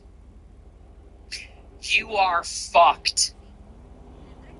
And we are not going to bail you out. Sorry. 2026, I'm telling people to stay home. You know what my message is in 2026? Stay home. We got to vote to get back on track. Fuck you. And the guy that posted it, I like the guy. It's not directed at him, but that sentiment, we got to get everybody back on track. Go fuck yourself. You told us when we wanted the Epstein files, we don't need your votes anymore. Hey, like the guy. It's not directed at him, but that sentiment, we got to get everybody back on track. Go fuck yourself. You told us when we wanted the Epstein files, we don't need your votes anymore. Hey, wish granted. Remember that? Remember in July of 2025 when Trump said, if you want the Epstein files, you're not a real supporter. I don't want your vote. Wish granted, pal. Wish granted. You wanted it, you got it. Fuck you. You want to get it back on track? Good luck. Paul Netanyahu. That's the part that I love. They sell us out. H-1B visas galore. Student visas galore. No mass deportations. Burying the Epstein files. I think Bill Clinton's a great guy. And then in 26, they're going to be begging us for the vote. Hey, guys, we need your help. You know, President Trump needs more seats to keep the agenda going. You know what I have to say about that? You're worried about your majority in 2026. You're worried about losing the House. Why don't you ask Bill Clinton for his vote then? Huh? Ask Bill Clinton. Ask those 600,000 Chinese students. Ask the H-1B workers. Ask the Israelis. Ask Netanyahu for a vote. He gave Netanyahu $20 billion. Ask him to vote for you. You gave Wall Street the corporate tax cut extension. Why don't you ask them for the vote? You know, ask them. Go and bother them with your campaign ads. Don't bother us, because we still have illegal immigrants in our cities. We still have rampant crime in our cities. The job market still sucks. We're not richer. Our purchasing power has not increased. Go ask somebody else, because we are not interested. We do want to burn it all down. Correct. You don't want our vote? Wish granted. You're not getting it this time. 2028, if you can field the candidate that is America first, if you can field the candidate that is not a fat, disgusting pig, if you can field the candidate that is like MAGA, OG, America first, consider it, maybe. But not in 26. We're done with that. So that's your immigration situation. I saw Ramsey Paul, that old beta male. Ramsey Paul says, I didn't vote for this. In 2024, he was chastising me for not voting for Trump. You literally voted for this. And you were attacking anybody that didn't. This is exactly what you voted for. So, congrats, everybody. And anyone that was a real follower of mine, anybody that was actually loyal, anyone that actually trusts me and my record and my judgment, you have the moral high ground of not having fallen for this. I think I got a pretty good record. I told people not to get vaccinated. I told people not to vote for Trump. Pretty good record, huh? Wouldn't you say? But some of you, you didn't trust my plan. You trusted Trump's plan. Now you look like an idiot. You participated in your own demise. You fell for it. You didn't listen. I was making the arguments. I was showing you the evidence. You didn't listen. Because you're a dummy. You thought you knew better. You got captured by emotion, sentiment, propaganda. It is what it is. We're going to move on. We're going to take a look at our super chats. We'll cover the Iran stuff tomorrow, or maybe Monday, I guess. We're going to take a look. We'll see what you guys have to say about all this. That's all I really have to say. It's just incredible how people deceive themselves, It's amazing. Because, as I said, all of this, it was obvious from the very beginning, and I spelled it out from the very beginning. There was no really good counter-argument, but people just went with it. They just didn't think that far ahead. It's not complicated. Like, this stuff is really once you get a sense of it, it's pretty easy to understand. And even if you can't come up with it on your own, I do a pretty good job of breaking it down. People just didn't want to hear it. So they said, oh, well, I'm a clan truster and you're disloyal. And okay. Hey, suit yourself.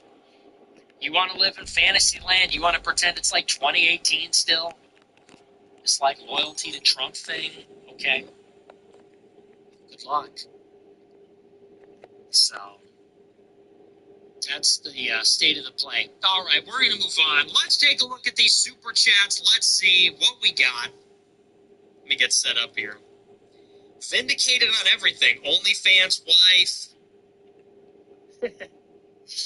Iran, immigrant. How does one man do it? I literally predicted the Iran war. Like how the whole thing played out. I predicted the lack of deportations, exactly how that played out. I predicted that we would all get an OnlyFans wife.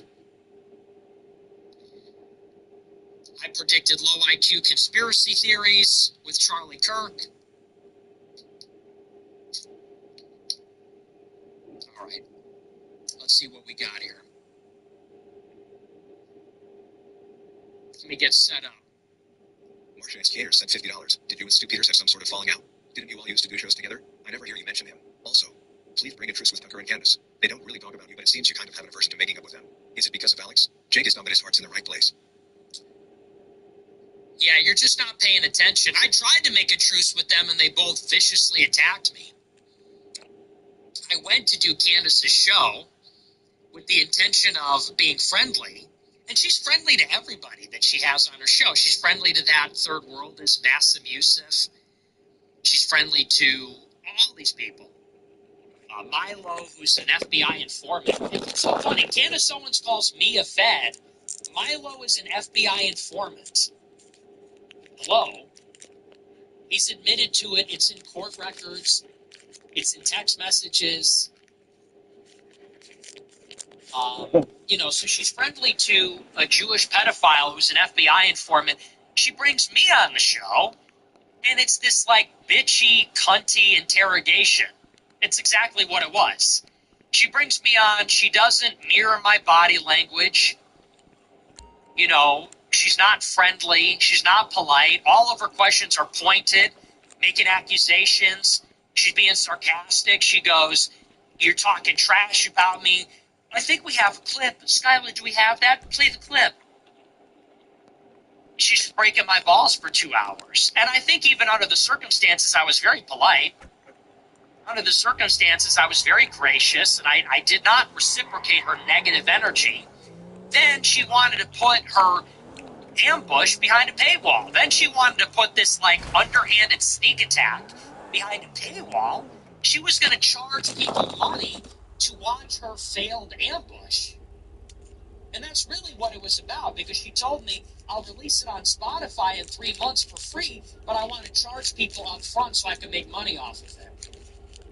So if you invite me out here, if you lie and say you're not going to ambush me, you ambush me, I'm very polite anyway, then you want to grift off of it? So I tried. And I found out she's an idiot. So there's that. And I really have no interest in that. She's just too stupid. She can't read. That's obvious. Now she's getting into, like, is anyone even following this stuff? Now she's saying that, Charlie Kirk was psychic and a remote viewer, and Israel is not controlled by Jews at all, but gypsies pretending to be Jewish because the steppe hordes of Khazarian Turks became Jewish, but not really Jewish. They became devotees of the Sabbatean Frankists, and it's just all of it, and they're actually worshiping Nephilim, and it's wait, and of course it's all going to go back to Brigitte Macron somehow. all that is so every conspiracy is all coming back to that. And as far as Tucker is concerned, same thing.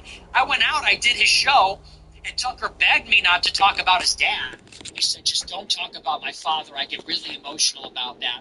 I said, okay. We do the show. He's blazing me. He texts me, I really enjoyed our dinner. I really enjoyed our conversation. So great. Really, I mean it. Then he goes on a tour trashing me. Every show he goes on, he says, I wanted to expose what a horrible person he was by letting him talk. Like, what are you, a cop? Fifth Amendment, he goes, I want to show everybody what a horrible person he is by just letting him talk. And, I tried to tell him that hating groups of people is wrong and anti-Semitism is wrong. And it's like, really? So you sit down for dinner with me and then you do the show and you shake my hand and you're nothing but amicable and you say, I'm enjoying this, you're really great, blah, blah, blah. Then you go to every interview and say, actually, he's an anti-Semite and I was trying to embarrass him. Okay? So, look, I tried. And honest to God, I don't know what the fuck these people are. I don't trust them. You can believe whatever you want to believe. I don't trust these people at all. I don't know what Tucker is, but he's clearly not who he says he is. This whole persona of, hey, I just like to fish and hunt. I just like my truck and my dogs. No, man. I don't know. I'm cheap. I don't buy clothes or anything. I'm a humble, simple. That's fake. That's not real. You realize that, right? 20 years ago, he's on a radio show bragging about how I'm a trust fund kid, I'm loaded, I've inherited so much money, I was born with a silver spoon, I was never affected by anything. Now he wants to do this like aw shucks routine. Some kid, some college student says, don't you have $50 million? He has this epic meltdown. He goes, what the fuck? Don't believe everything you read on the internet. Oh, sorry, Tucker, you only have $30 million. So, I don't know what he is, but it's actually kind of scary because he is clearly some kind of artifice. Tucker Carlson is a created entity. It's not a real thing. That Tucker, that's like a fake persona. That's not real. He is like some kind of spook. He is some kind of federal operative / CIA spook. And I don't know what his mission is, but he is like pretending to be the spokesperson of the Rubes. And you want to know what's really scary is the stuff that he's promoting. Because now he's promoting like aliens and psychics and remote viewing and chemtrails. And it's like, this is a Pied Piper. This is a guy that was a neocon and promoted. What is remote viewing?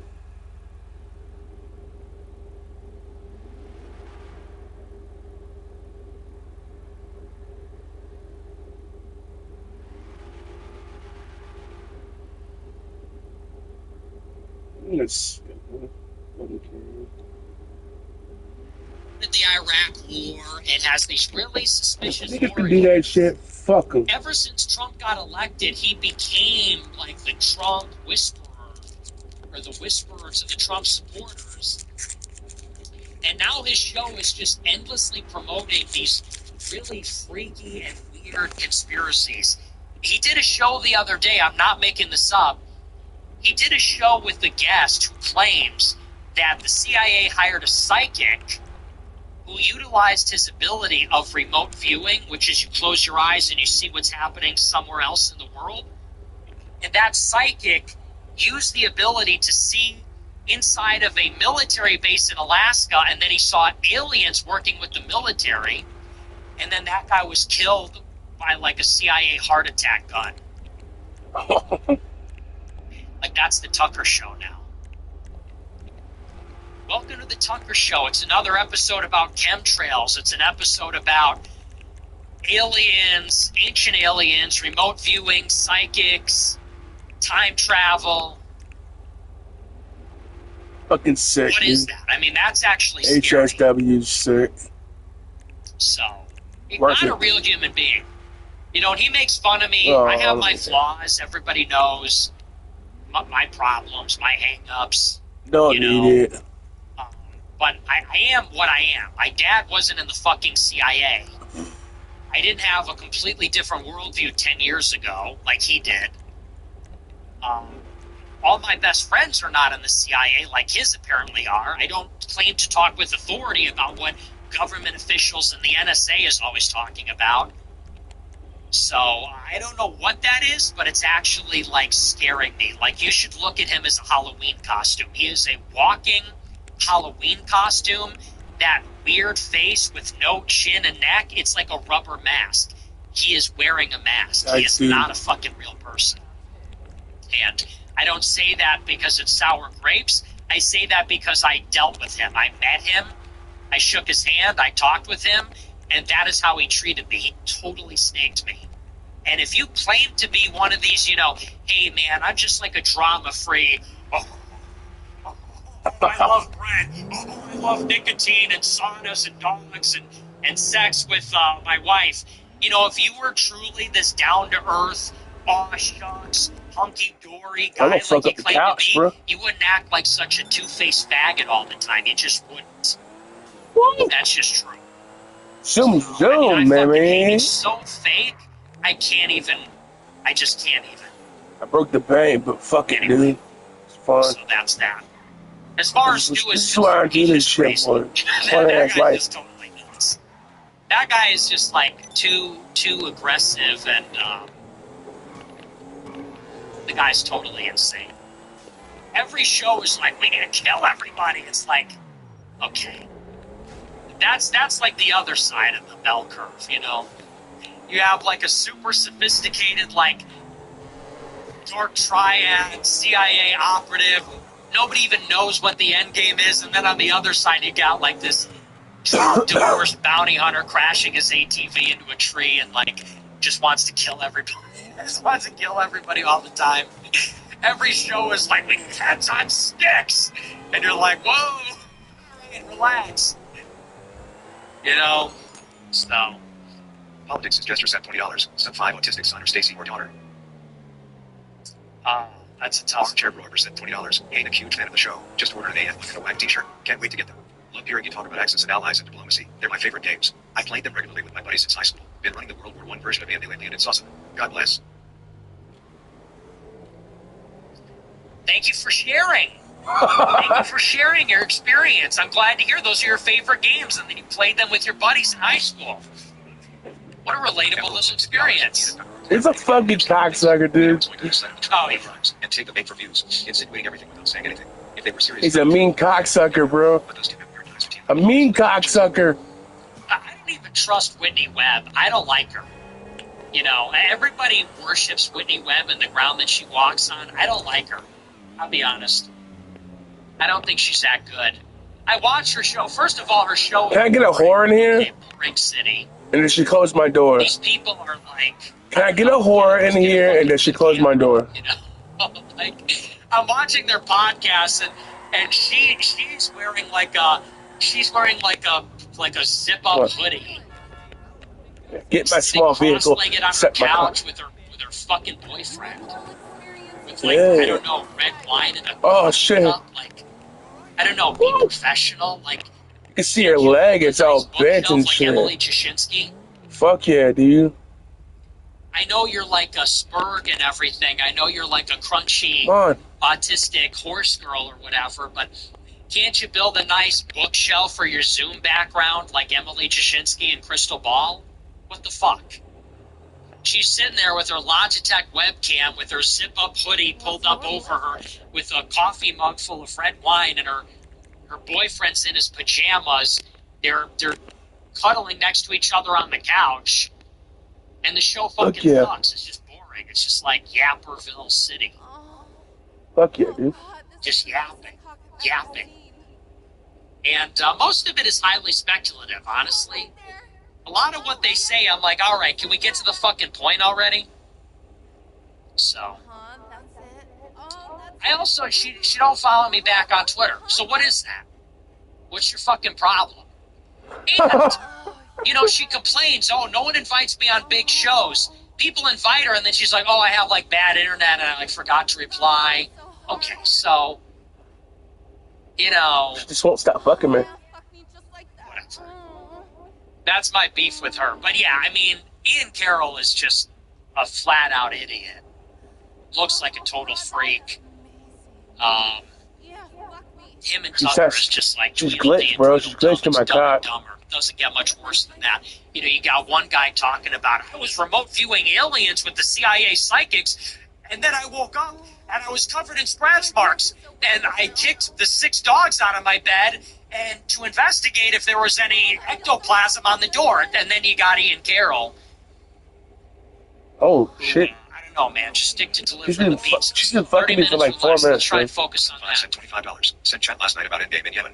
If Saudis are going to potentially take the north from the Houthis, would Iran intervene and stop them? That's the part I don't understand. If they're a proxy of Iran, why would Iran allow it? You're just missing it, man. Emerald sent You're missing it. $30. Also, Candace plus her gang. Missing Releasing it. anti-America air. Criticizing our leaders. Plus Oh, helping yeah. one thing. But she's always So I angry closed when my door atrocities properly and I operations set on to kill you. The US in itself is the I'm doing this. Never heard of USA. No, you- It sounds like you don't need to set set- global crime. Okay. 100%. You won't close it. You're out. I'm gonna kill you.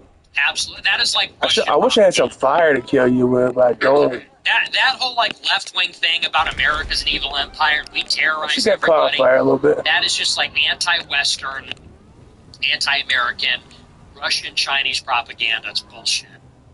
Sean Connery sent $20. 130. Oh, look at that. Finally got around Crispy to watching ass. realize there isn't a single actor under 40 with a gravitas Woo. of Ryan Reynolds. R.I.P. to the character actor. Hell yeah. Yeah, he was pretty good. All these other people suck. You know what was really good that I watched, though, was Black Rabbit. That's a great show. That was excellent. You know what my problem is, though? Let me know if this is relatable. So I was watching The Bear, because everybody told me you gotta watch The Bear. It was okay. And what I saw is a show. It's basically about a white guy getting yelled at by a black girl. That's the premise of the Holy show. fuck, that's funny. If you ask me, like, explain the premise of The Bear, like, what is that? What's the show about? So it's a show where, like, an overly apologetic white guy is explaining himself and stuttering to a younger black girl who's yelling at him. That's the show. I feel like every time I look up from my phone when I'm on TikTok and I'm watching it on Hulu, I'm watching a scene where Jeremy Allen White is like, I'm sorry, I'm a fucking idiot, I blah, blah, blah. And the black girl's like, you're damn right, you shouldn't have done that. So I can't watch that anymore. Next. Yeah, I'm So I out. start watching Ozark. It's It's like okay. a show about crime. Jason Bateman, he's like super smart. He's a nerd. I like Jason Bateman. Once again, what is this show about? He's like apologizing to this fucking hillbilly. Marty, what are you doing? Blah, blah. And I'm sorry, you're right. He's apologizing to the hillbilly. He's apologizing to the hillbilly at the hotel. His wife, his fucking daughter. Okay, I can't watch this anymore. Then I watch Black Rabbit. Jude Law arguing with the black cook. Oh, I'm gonna fire my brother. Yeah. Oh, every show. It's just like a white guy apologizing to a black woman or a white woman. I can't. Like, I just can't anymore with the TV. That's something like very distinct that I noticed throughout all these shows. Excuse me. You know, because like anybody, you put something on TV. Every show, the woman is the villain. Am I wrong about this? Breaking Bad, the woman is the villain. Better Call Saul, woman is the villain. Pluribus, Breaking Bad. the main character is the villain, and As she's a the woman woman. and villain. Ozark, the villain is Skyler the White? daughter, and she's a woman. Black Rabbit, it's the women. Every show, the real antagonist is the woman. Because Okay. you gotta watch these scenes where like the guy is trying to do something, and the woman is like, I just don't know. Just be honest with me. You can't do this again. You know, that's like every fucking show. When is there gonna be a show where the guy is like, look, I'm a drug dealer, I'm a liar, I'm a scumbag, and if you're not okay with that, I will kill you. Jesus Christ. Yes, I'm am a drug dealer. And if you say anything, I will cut your head off. I will beat the fuck out of you. Got it? When is there going to be a show where the wife is like trembling in fear and he gets outsmarted? Every show is like Can you the get wife inside this and is suck like my cock? sneaky, you know, like she throws a wrench into the Oh, I guy's forgot to do that plans, shithole. and the guy, you know, he's about to defeat his enemies. Oh wait, but on the home front, my wife is caught. It's like, when is there going to be a show where Machine the gunners, wife iron tries plate, to done mess with with it. the husband, she's easily caught, and then she gets her fucking ass kicked? That's the show. It's snappy. I want to see the show where she Damn. tries to disrupt the husband's plans. And the husband, who's a genius in everything, anticipates this also. He catches her so quick, and then he just lays the beat down and puts the fear of God in her. When are we going to see that episode? What is the do-bat champion in real life in GTA 5? The Dubashi champion in GTA 5, sometimes mistakenly called the Duvet champion, is inspired by the 2020 Aston Martin. What is the Fister Astron in GTA 5 in real life? The Pfister Astron in GTA 5 is modeled after the Porsche Macan, which is a real-life vehicle. You like that? What's the new one? The new Fister car in Home in the Hills update in GTA 5. What is it called? Oh, you're still hard. You want something else? According to GTA Wiki fandom, the Pfister Astrale is a two-door sports. The Pfister Astrale. The Pfister Astrale. What is it in real life in GTA 5?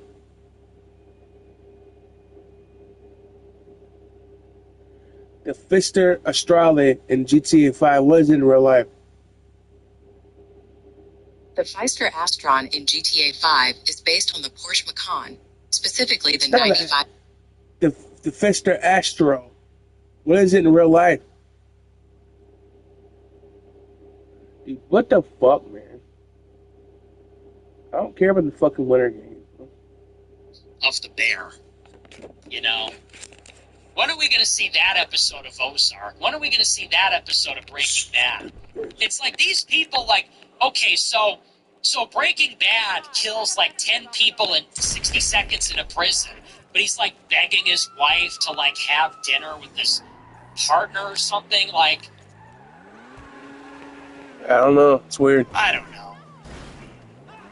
Women are just like non-main character energy, I feel like. Women should just truly blend into the background. That's the Aston part Martin. of the story. Nobody wants to watch that part. Everybody wants to skip that part. So, anyway, what was the question? Yeah, the actors suck too. You know, Tom Holland sucks.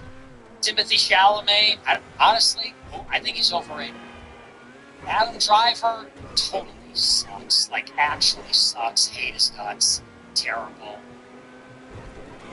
This guy that's playing Paul McCartney in the Beatles movie sucks. Hate him. The, like, Irish guy who was in, what was that movie where he's, like, drinking the bathwater? Saltburn. He was good. Jacob Elordi, he's okay. He's also not great. The new cast of characters is so unimpressive compared to what we had in the past. You know, Andrew Garfield's like a pretty good actor from like the previous generation. I'm trying to think of like other good examples. Who else do you really have? Just trying to think of actors from that like 2000s generation. What do you think? Jesse Eisenberg was good. I'm thinking of The Social Network. That's why those names came to mind. Who else? Throw some names out there. No, the other, like, okay. Tom Hardy. There you go. Exactly. Tom Hardy. The other guy, Oppenheimer. He's good. Cillian Murphy. And Who else is good? What is this? Look at the cards. What are they? Billy Bob Thornton. Yeah. Yep. Jake No. Gyllenhaal. Excellent. Yep. And Norton, he's okay. Christian Bale, I guess he's one of them. Ryan Gosling, yes. The GOAT of all time. Viggo Mortensen, he's pretty good also. How could I forget Ryan Gosling? Literally the GOAT. Compare, like, Ryan Gosling to Adam Driver. How old are they? Because Ryan Gosling, to me, is just, like, the GOAT. Adam Driver's corny as fuck. Oh, I guess they're the same age. I don't know. I feel like Adam Driver came later. I don't know why. Good. But yeah, Adam Driver, I just fucking hate. Star Wars suck. Such a cornball. Everything he does he's just like not funny. He's fake. It just sucks. Not a fan. No offense. If he's a fan of mine, no offense. Jared Leto sucks. Huh? Who else? Matt Damon, different generation, but sucks. Hate him. Anyway. We gotta speed this up here. For a while and felt it was time to do my part where I could. Started an account dedicated to living these super chats so you at least wouldn't be suffering in vain. At superchatter_Insta. Thanks. Flippers, no Lakers. Let's go. American exceptionalism said $21. So much for the largest deportation effort ever on American civilians literally has done nothing. My local Walmart's in Faribault and Owatonna, and at our third world countries, and Walmart is guilty too for hiring these NFs. I feel like I'm in a mosque every time. Where has America gone? I was born here, That's free like an crazy. outsider. I know it's David crazy. Lannister, witness of the generational run, sent $20. Thrilled to be a new member of the Royal Army. Thank you for what you do. I'm sad I wasn't here sooner. Can you name the 3 English words that start with DW? I don't know. I don't think I could. 3 English words that start with DW. Twerk. Twerking. Well, let's see. We got twerk. We got dwindle. Oh, see, I'm such a fucking genius. Okay, got dwindle. Dwindling. Dwindled. Is that all? That's all different, I guess. Let's see. We got twerk, dwindle, dwell, dwelling, and dwindle, dwell.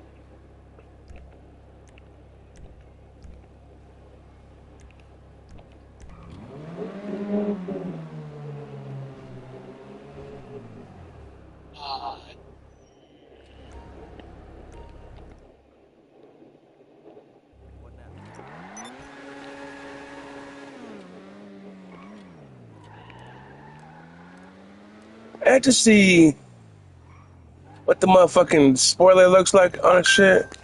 You can't think of the third. What's the third? Dwindle, dwelling.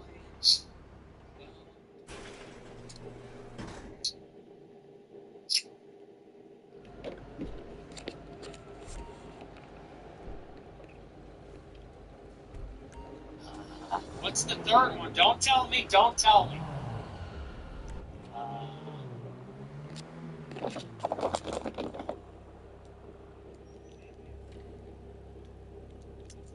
I can't. I can't think of it.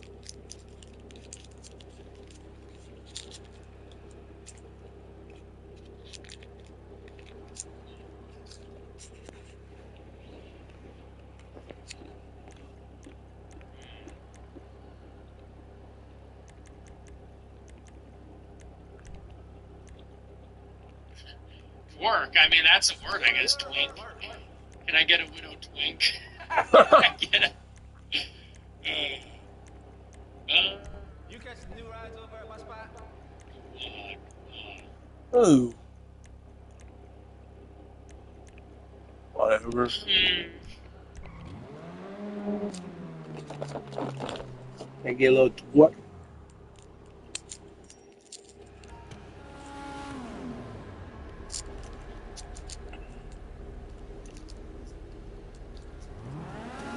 I don't know.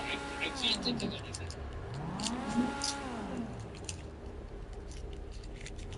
Right? That's the name.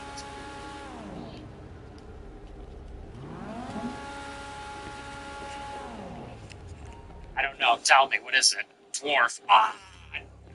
I would have never gotten that. Dwarf. Damn it. Well. That's over. Dweeb. Oh, yeah, I guess there's more. Dwayneus. Nice. I got Dwindle already. I would have never gotten that. Oh, well. We got 2 out of 3. That's pretty good. Fair. $20. Nick, smile when you're doing good. This whole Epstein thing has me kind of down. Do you have a good joke you could maybe share, please? Like a not one. And Doom Drinks sent $20. Sonic Roy sent $100. Can't believe people are hating on Elijah. The man is a patriot. He can sleep with whomever he wants.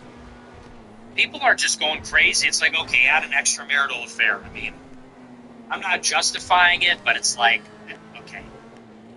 You think that has, like, never happened? People are treating it like it's... I don't know. I just feel like there are so much worse things, and it's like, why? Because that's all going according to plan. You know? Everybody loses their minds. And again, I'm not justifying it. Oh, hang on. Just a little free thinking. It's like, okay, I mean, it's not the most insane thing I've ever heard of before in my life. But I appreciate the big super chat. Yeah, the self-righteousness, the moralizing, virtue signaling is really fucking stupid. Really fucking a monster. Awesome. If Epstein looked up from Jewish heaven and saw us all fighting a broader civil war, he'd be ecstatic. Love the show. Yeah, okay, whatever. Slight My Gypsy sent $100. Female army officer and a big fan. I'm annoyed I can't put my girls, even though we're all educated and self-aware. Hoping that'll change eventually. I look forward to the show every night. Thank you for the big super chat, female army off. Whoa, hey, well. Can I just say, Why not? I don't want to say it. I don't want to come across too weird. Like, I don't want to say things that are too, you know, because it's like, you could be candid up to a point, but then it gets weird. I'm just saying I like the uniform. That's all. Female army officer. Oh, no. Hey. I surrender. I stand down. So, hey, I appreciate the big super chat.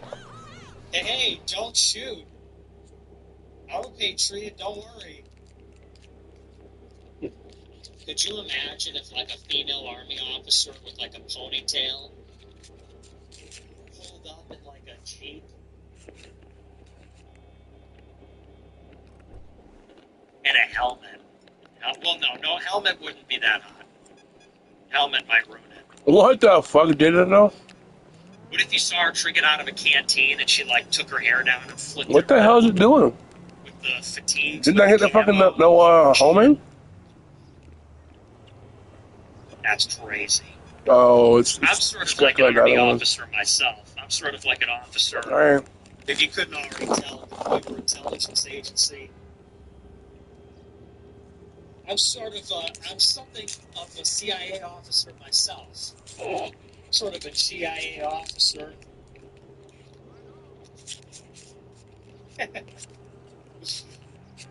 I sort of wear a lot of different hats around here.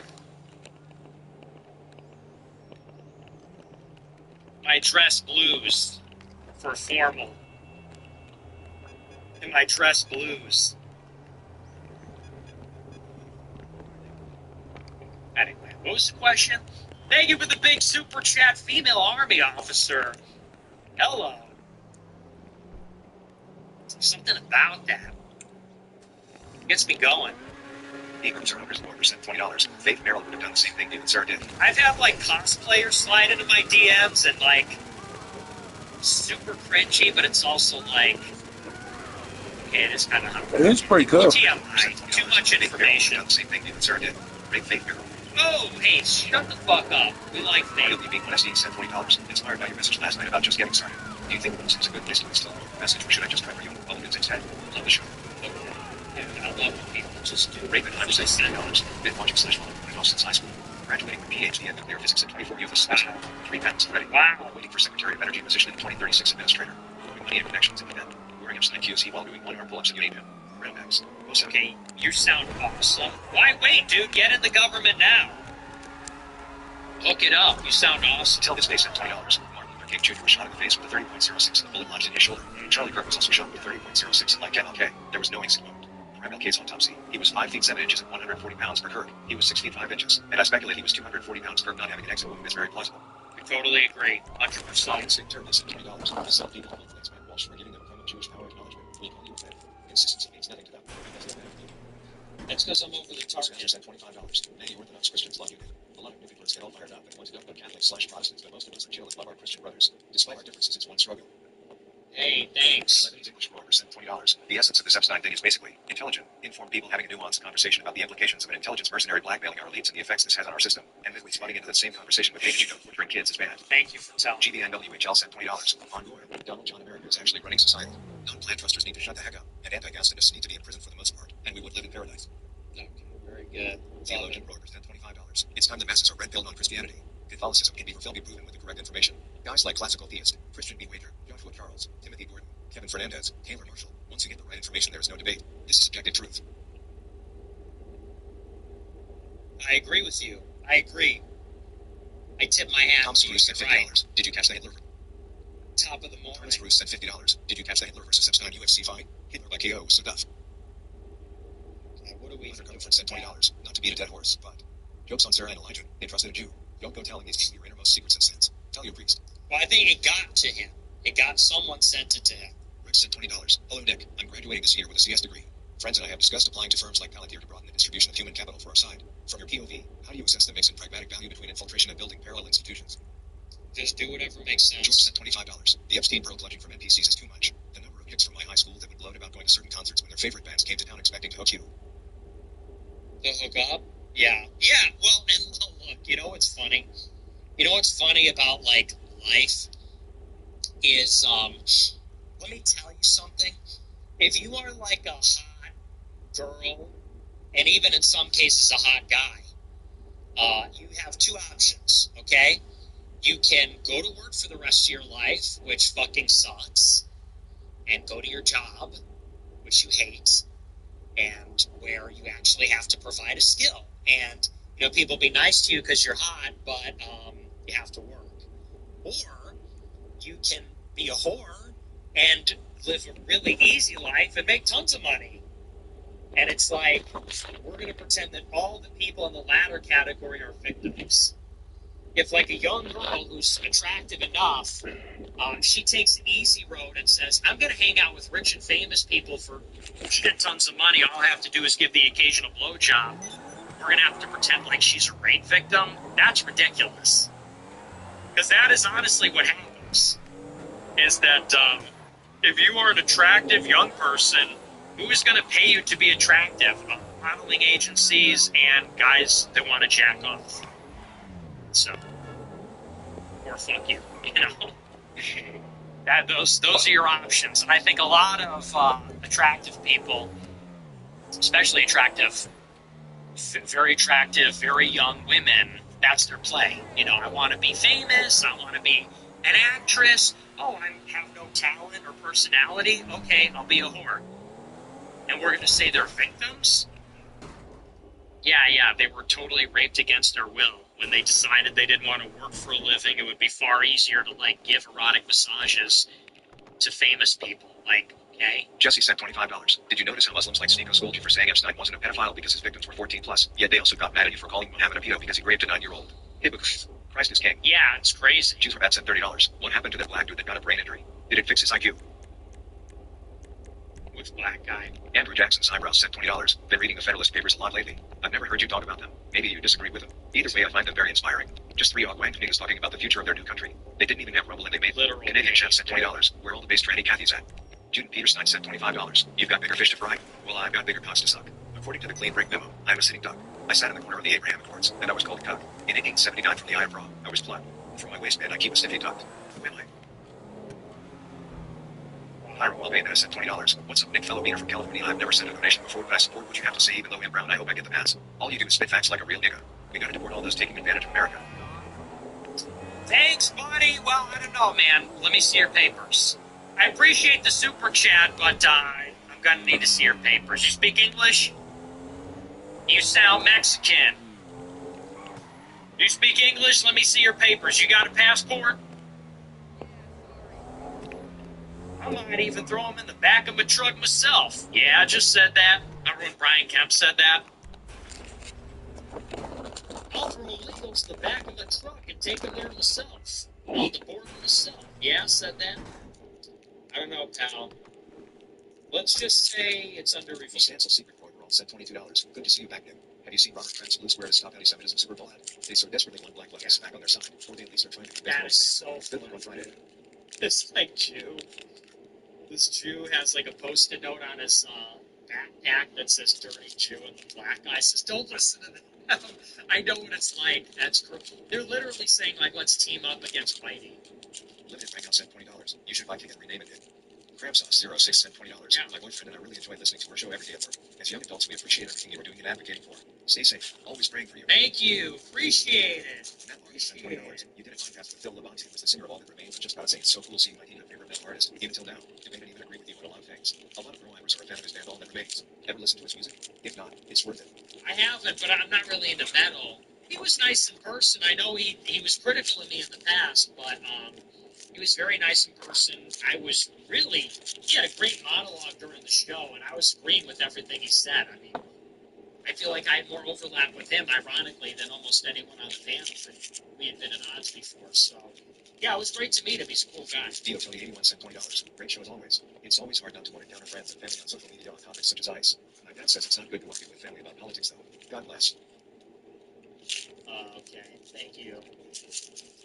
Joe Schmo said $20. Not to blaze, but you continue to elevate the meaning of your message. This Epstein chapter proves it. You are like Achilles from the movie Troy. My brothers of the sword. Let no man forget how menacing we are. We are lions. You know what's there. Beyond the leftist communist gore Islam. Immortality. Pagan. It's yours. I just question, like, what kind of person writes that and unironically thinks it's cool? And you're like that guy from the movie. Yeah, the leftist communist goy slop. Oh, gosh. It's like, that is so cringe. I don't know what you guys like. The way you people live is mystified. Max 14 to $50. Nick, what am I? An apparent woman is heavily influenced, funded, tolerated, or steered by the same power it claims to oppose in order to manage dissent, shape outcomes, or prevent real change. The key feature isn't disagreement. It's that the opposition is structurally incapable of winning So meaningful we're discussions just with doing criticism. like, okay, we're doing like low IQ riddles now. Christ-centered 333 said $20. Don't you know Ye is always ahead of the game? He's apologizing in advance. Southside Rover said $25. You should tell his son Ira to slide and ask when Cartier's DMs. Maybe they can bond over both getting banned on Twitch for abusing animals. Look for Rochi's low-key worse than him. Broken heart emoji. Fucking cares. Lord Van McRoy said $100. Tons of pro-Imers at the James Fishback event tonight at Edison. Great meeting some of you. Hey, let's go. Thank you for the big super chat, W Fishback. Said $25. Would you ever consider making a Crisis Game ladder merch? Keep up the good work. God Would I bless. ever, in all time, consider that? I think I might. Valor said Yeah, $20. would. We got chills need to realize we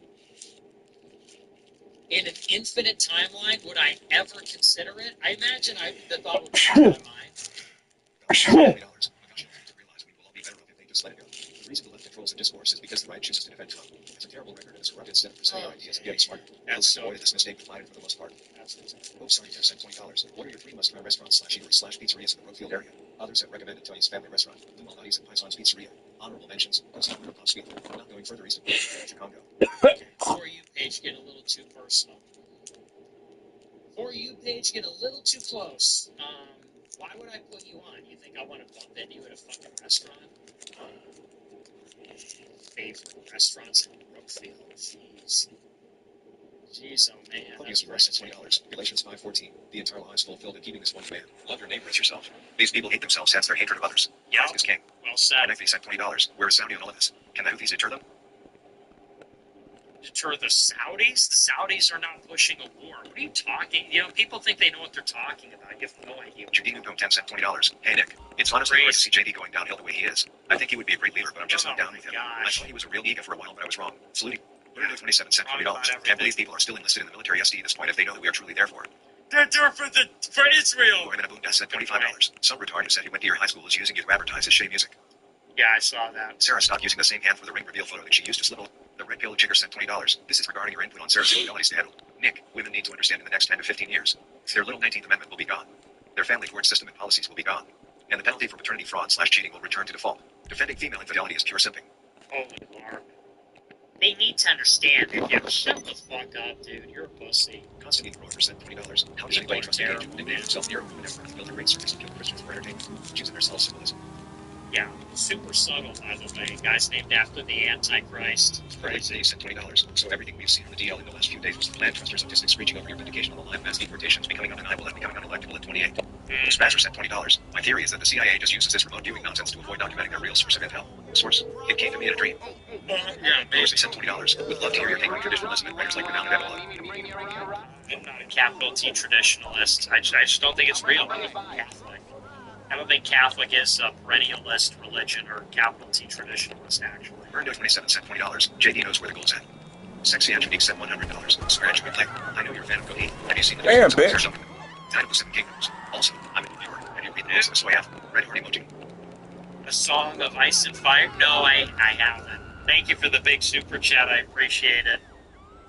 No, I'm not the kind of guy that reads Game of Thrones books, okay? I watch the show because whatever, but like, did you read the Game of Thrones novels? No.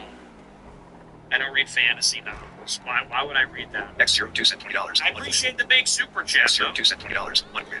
God bless. That's not cool. Norris Child in 3D sent $20. Have you watched The Vampire Diaries? Sexy Angelique sent $50. Platt is a drug addict who appeals to other men. So a self-respecting woman finds anything he says, does, or appears to be physically attractive. That's What's just- America first about plastic surgery and faggotry? No, women are so disgusting in the way that they talk. Obviously, that's a lie. Women throw themselves out and he fucks women every day. Like, he's a total chat. What are you talking about, you fucking idiot? No self-respecting woman finds anything he says, does physically. Dude, everybody's physically attracted to him. He goes to the club and they fucking throw themselves at him. What are you talking about? That's totally insane.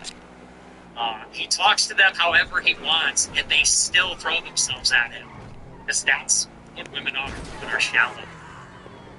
So, and the whole drug addict thing, it's like, shut up. Like, what? The drug, that's just, like, so fake.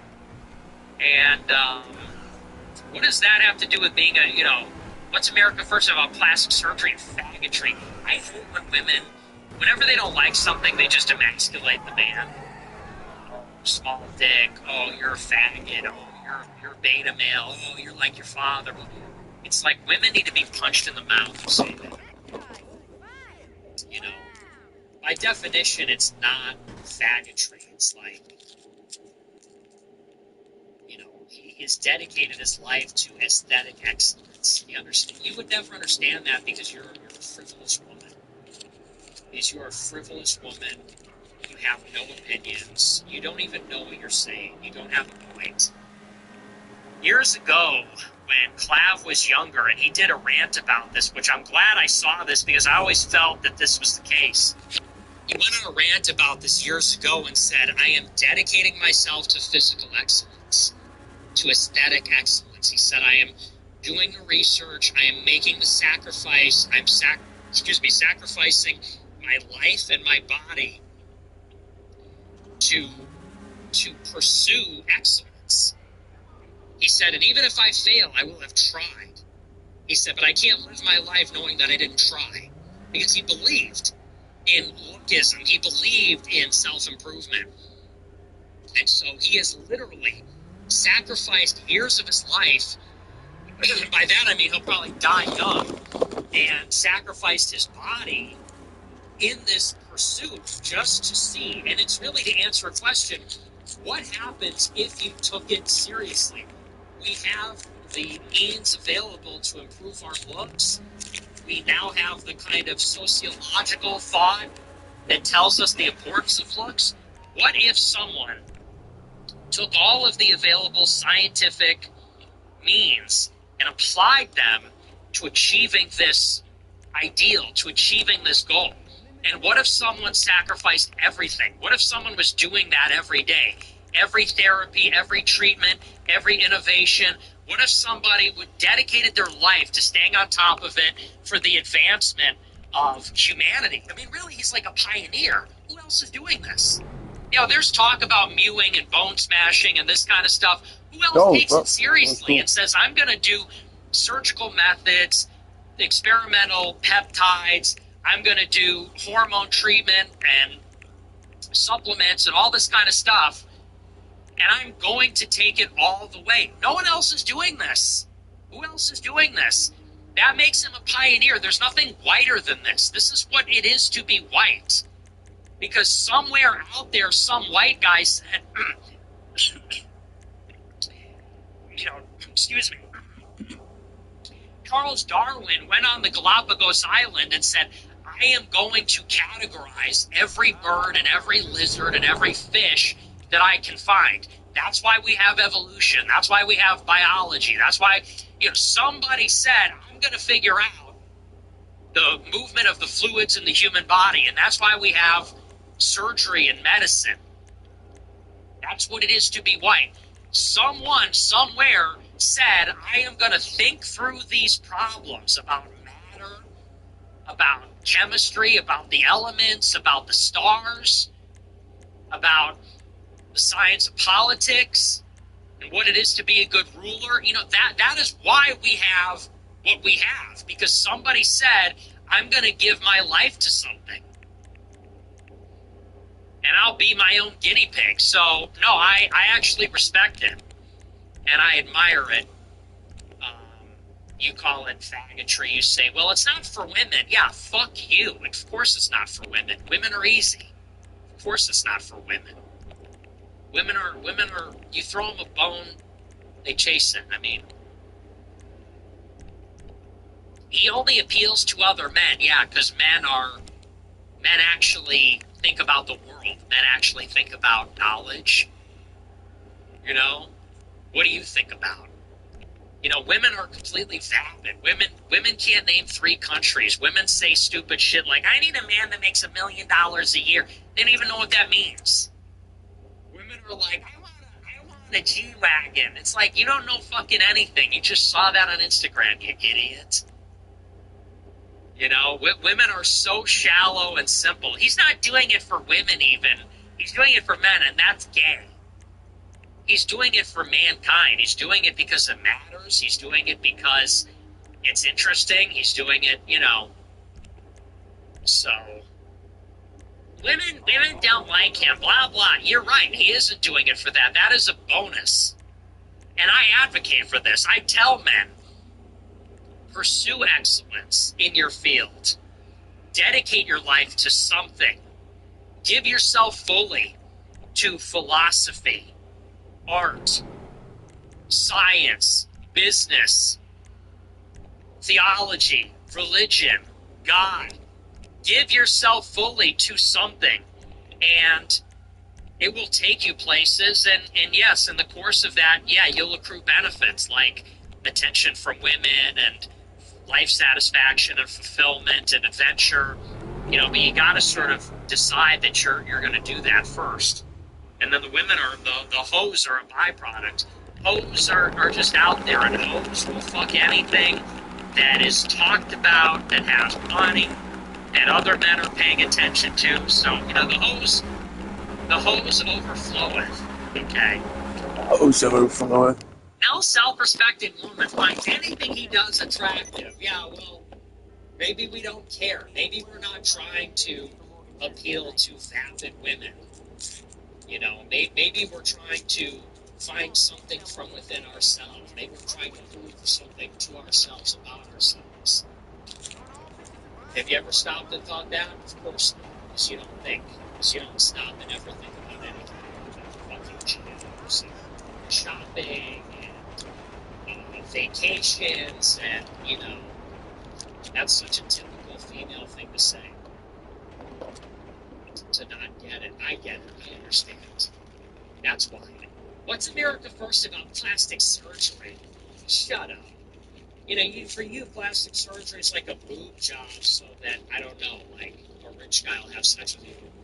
No, we're talking about plastic surgery to achieve aesthetic excellence, to like a scientific, he's made it a science. We're not even talking about a physical appearance that is conventionally attractive. We're talking about a physical appearance that is scientific perfection. Harmony and balance and proportions and ratios. It's mathematical. The point is not to be conventionally attractive, to be pretty boy swag, so that, you get attention from girls like Justin Bieber.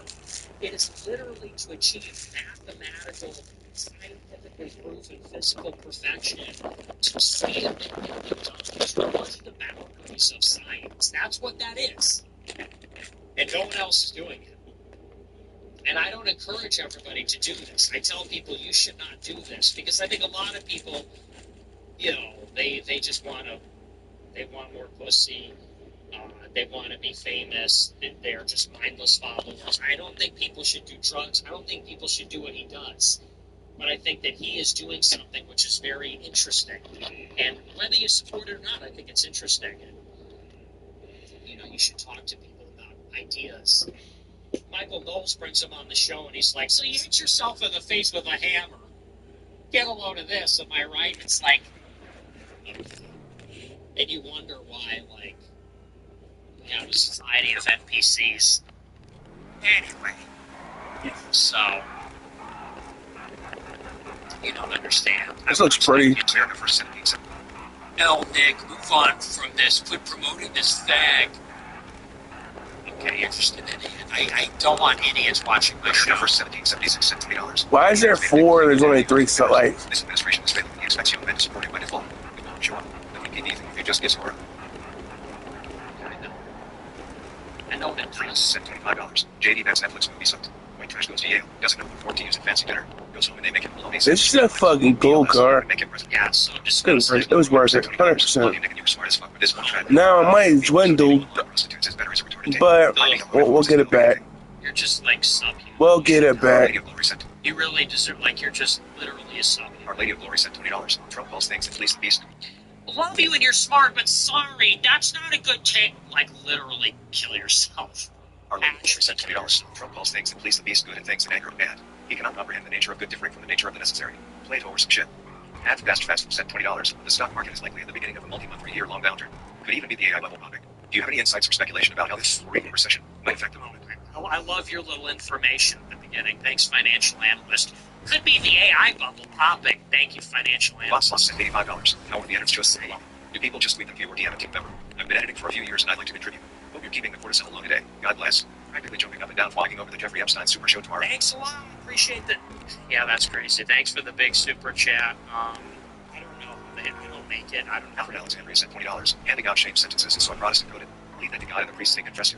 So true. Purdue sent $20. The Vatican is run by Jews. Nostradamus was written by a Jew. Years later sent $20.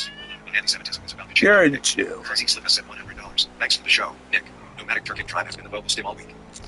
Why look at the fucking Turkic tribe. Thank turkey? you for the big super chat. Yeah, she's crazy. Drinking Mortana flavored breast milk from Mousie's massive upwelling and torpedo hits. No, I ain't seen fucking shit. It's just like not funny at all. MIP sent $100. I'm gonna go look at this exhaust, bro. All of the comments are don't slow. If anything happens to her after this, we know who did it. Like brother, give it a rest already. It's like I just can't even. It's Since insane. Reed sent $100. Flamboyant. Yo, thank you for the big super chat. So Second gen Irish true. American. 24 years old. 5 feet 3 inches. Blonde hair, blue eyes. Fat ass perky titties, but I'm 100 pounds on a normal day. Healthy, athletic, no plastic surgery. Catholic, obviously. Say yes, no, or maybe. Can we just stop, please? Like, Ugh. please, let's just stop. 24. Brody Green sent $20. This is Brody Green, the 16-year from Friday. Thanks for the advice on starting my own show. I've been mainly interviewing political candidates and trying to be moderate and careful. Thanks again. Dude, the self-dox is crazy, but thanks. I hope it's going well for you. Full sent $20. Do you think while reading the word cadence or internal voice sounds it out its own name? Shaver sent Yeah, $20. I guess, If DHS/ICE actually wanted to deport anyone, they would. I guess, bro. Yeah. I guess. Shaver sent $20. If DHS/ICE actually wanted to deport anyone, they would be charged at every way station. Rest stop and trust stop in America 24/7. I'm a trucker. All these places are like the third world. Nuclear 99 sent $100. Someone close to me is very supportive of JD. He's about 2 degrees of separation away from JD and loves this fucking dude. I'm gonna have to fight him on this. Never Vince. There's 3. That's No, crazy. it's not. Thanks for the big super chat. It's totally crazy. It's like Francesco insane. sent $100. That one looks crazy. Wow, really? Such a shameless, opportunistic little fairy. He should stick to taking it up his fag ass. Gonna need a note from his doctor to say he doesn't like to suck cock. Then maybe I'll take him serious. THX4 show go RXD. Thank you for the big super chat. Well, yeah, that's the irony. It's like, okay, now the talking cheese is going to talk to us. You're going to get Red to Riot Act by a guy that was married to a black person, a black man. Really? But self-awareness is... There's white colors. With faxes for you. White strips for teeth. Potassium and accentuate cheekbones and improve facial leanness by countering sodium. An occasional guy Dr. Kelp with her dealer. Thank you. Johnny Walker into Looks cool. I like it. crashed at Bertie. Just the day learned she crashed out and hasn't been down. I remember Yeah. that. Really? Hashtag childhood ruin moment. This is why it's no e-girls, not even. She's got an OnlyFans? That's crazy. Damn, bro. Well, Fuck these niggas. we all knew that was going to happen. Go JD sent $20. Hail Thomas Sue, a real wife. You know, talking real fucking LARP, or like real Wanghap, or like real LARP. Catholic Texan sent $30. Been watching you every day since the Tucker interview. I'm a 3-time Trump voter, and I regret not watching you sooner. You have been right about everything. This administration has been a sham. America first. Thanks, man. Appreciate it, buddy. Yeah, I hear you. I warned people at 24, but you're late to the party. Oh, So I can't represent $20. why is it He loves Night negative Sky. 28? And what are the odds that he also watches the show? He's probably a big fan. What are the orders have been signed up for America First? God bless Ultra members. What the fuck Yeah, happened? 362 sent $25. And are you aware that the only reason anyone even Fucking- watches this show is because we're all just waiting for you to end this act and finally admit that the barricade Went from negative 13 to negative 28. Like, what the fuck happened? We need to stick together against our Jewish oppressors. Please recognize that David Duke, PhD, has worked tirelessly his whole life and sacrificed greatly to expose their perfidious machinations against us. It's just and everything like- he does is still thoroughly censored. But Okay, thank you. Thank you. Appreciate Gamer it. 696 sent $20. Pretty rude of you to say all service workers suck. Some of us are hardworking Catholics just making a living. Them out 22-year-old running my own grocery store, proudly ripping the AF merch all the time. You gotta find some place private. Want a cookie? Well, I'm a service worker. That doesn't apply to me. Oh, okay. And next time I'll say every service worker except this guy and other people. Grow up, dude. Like, please. I'm begging you. Please. Suck my dick in my Bugatti, You know bro. how hard it is to read this stuff every day? It's like, service workers are terrible. Well, but I'm a service worker and I'm not. Like, and it's like, Like, oh my gosh. Like, we actually live in hell. Like, I fucking hate these people. I hate these people so much. It's like, I just, what do you even say to that? Like, where do you even start? I love your cock. Like, I'm doing a show and I'm like, I always say I hate blue collar workers. I hate service workers because they always mess up my order. You know what I mean? And the guy goes, wait, I'm a service worker and I'm not like that. You shouldn't say that. And it's like, You ain't gonna leave me here all wet, are you? oh my God. Okay, bro, I guess. Fuck you, dude.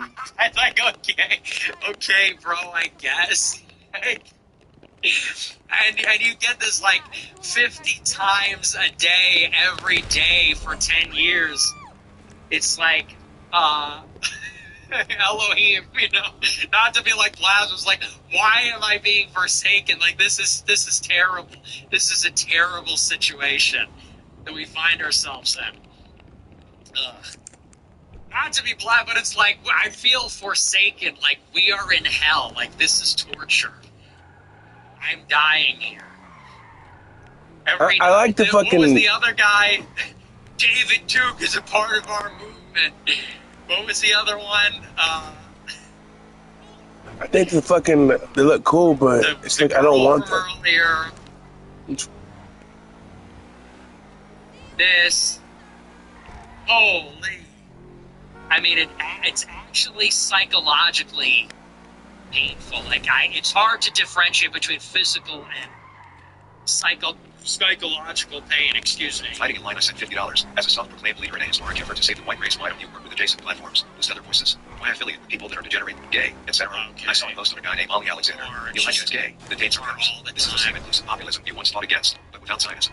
Yeah. Okay. Rainier Thanks. sent $60. Give a Canadian junior that also does not allow women men too. It just I plan to start an never extreme style ending. channel. But advisors threaten me to not talk about natives here, LGBTQ, Muslims, Okay, etc. like- I will get deported / prosecuted / future. I came here as a young child that loved this country and want to fix what to do. I don't know, man. Get a life. Like, figure out your own problem. Irish Mrs. sent $20. Reteacher type plus cardio has me down 10. It's, What's wrong with her now? I want to start a Nick Shirley style channel. I'm going to stop right there. Tone, like, just please don't. You know, like, okay. Everyone's already doing that, okay? Everybody already saw how much money Nick Shirley made, and they're all doing that now. Like, if you heard about it, it's already too late. You got to get in on the next big thing, okay?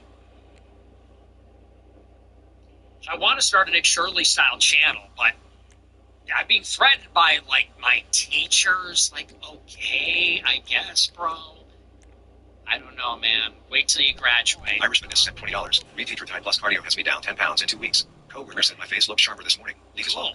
2,000 kids sent $20. Hey Nick, been mainly with Prouder since 2016 and tuned into you after CK. 5 months of watching you almost every day and going back through your story. It's incredible how much you called correctly.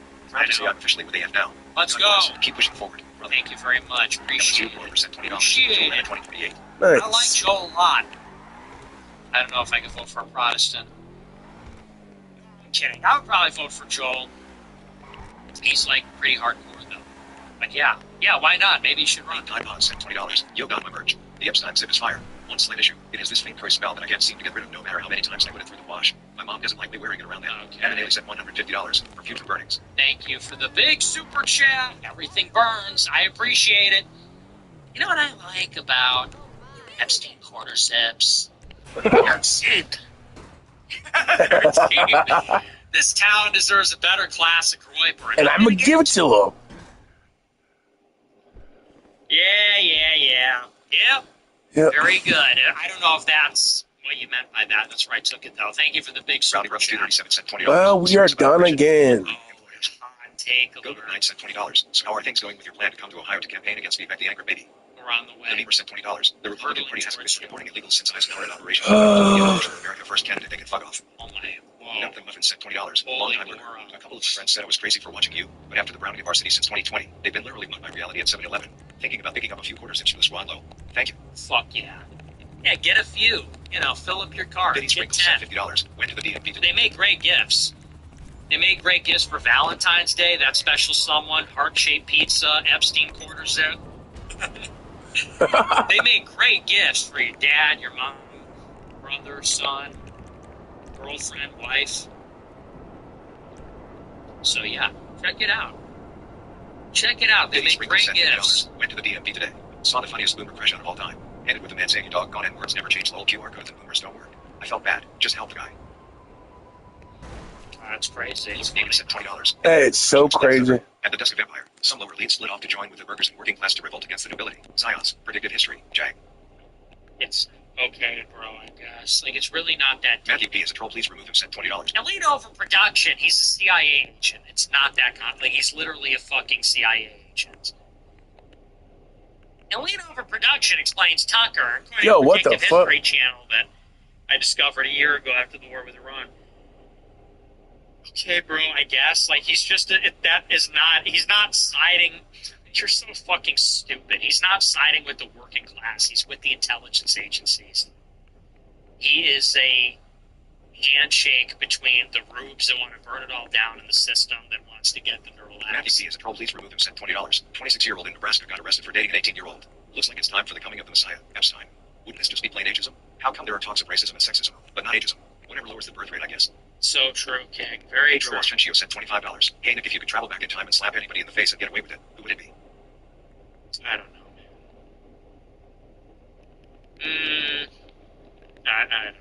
Mike Alves sent $20. Do you think people are born with high intelligence, or is it more of a discipline? I really admire people with a high intellect and an ability to articulate thoughts. I just feel so dumb sometimes. They probably are. You're definitely born with it. You think people are born with high intelligence? That 100 fucking percent. Yeah, you're either born smart or you're born poor. If he sent 20, That's it. That's all there 032 is. sent $20. Probably are. You're definitely born with it. You think people are born with high intelligence? That 100 fucking percent. Yeah, you're either born smart or you're born poor. If he sent 20, That's it. That's all there 032 is. sent $20. I guess I'm Hitler. Susan Swallow sent $20. Do you like going to the zoo? I like seeing monkeys play and swing around and shit, especially like the squirrel monkeys. So full of energy. Amazing. Helen at Camp sent $100. Hi Nick, this is Helen at Catholics Against Militarism. I don't care about doxing myself. A few months ago, you said on your show that you never heard a good explanation for God commanding genocide in the Old Testament. I invite you to check out Chem episode 104, Okay. 2700 to 4600 mark. I hope it is helpful to you and maybe some of your listeners as well. God Thank you for the big super chat, the recommendation. I appreciate it. Candace, you was kind, you was smart, you was important. Nick stays undefeated. Lol, if you remember the ending to that movie. Don't ever let Candace make you any pies LMFAO.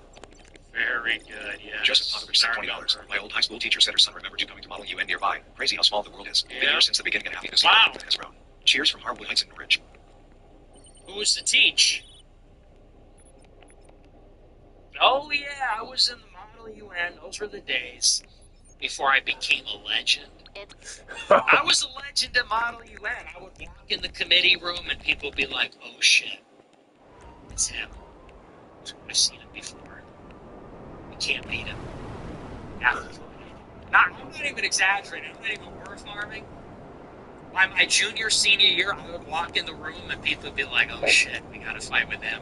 And one guy was like, at the end, I'm like, why aren't you even trying to win? And he's like, well, I can't beat you. He's like, so I'm just going to try to go for second place. I was like, good plan.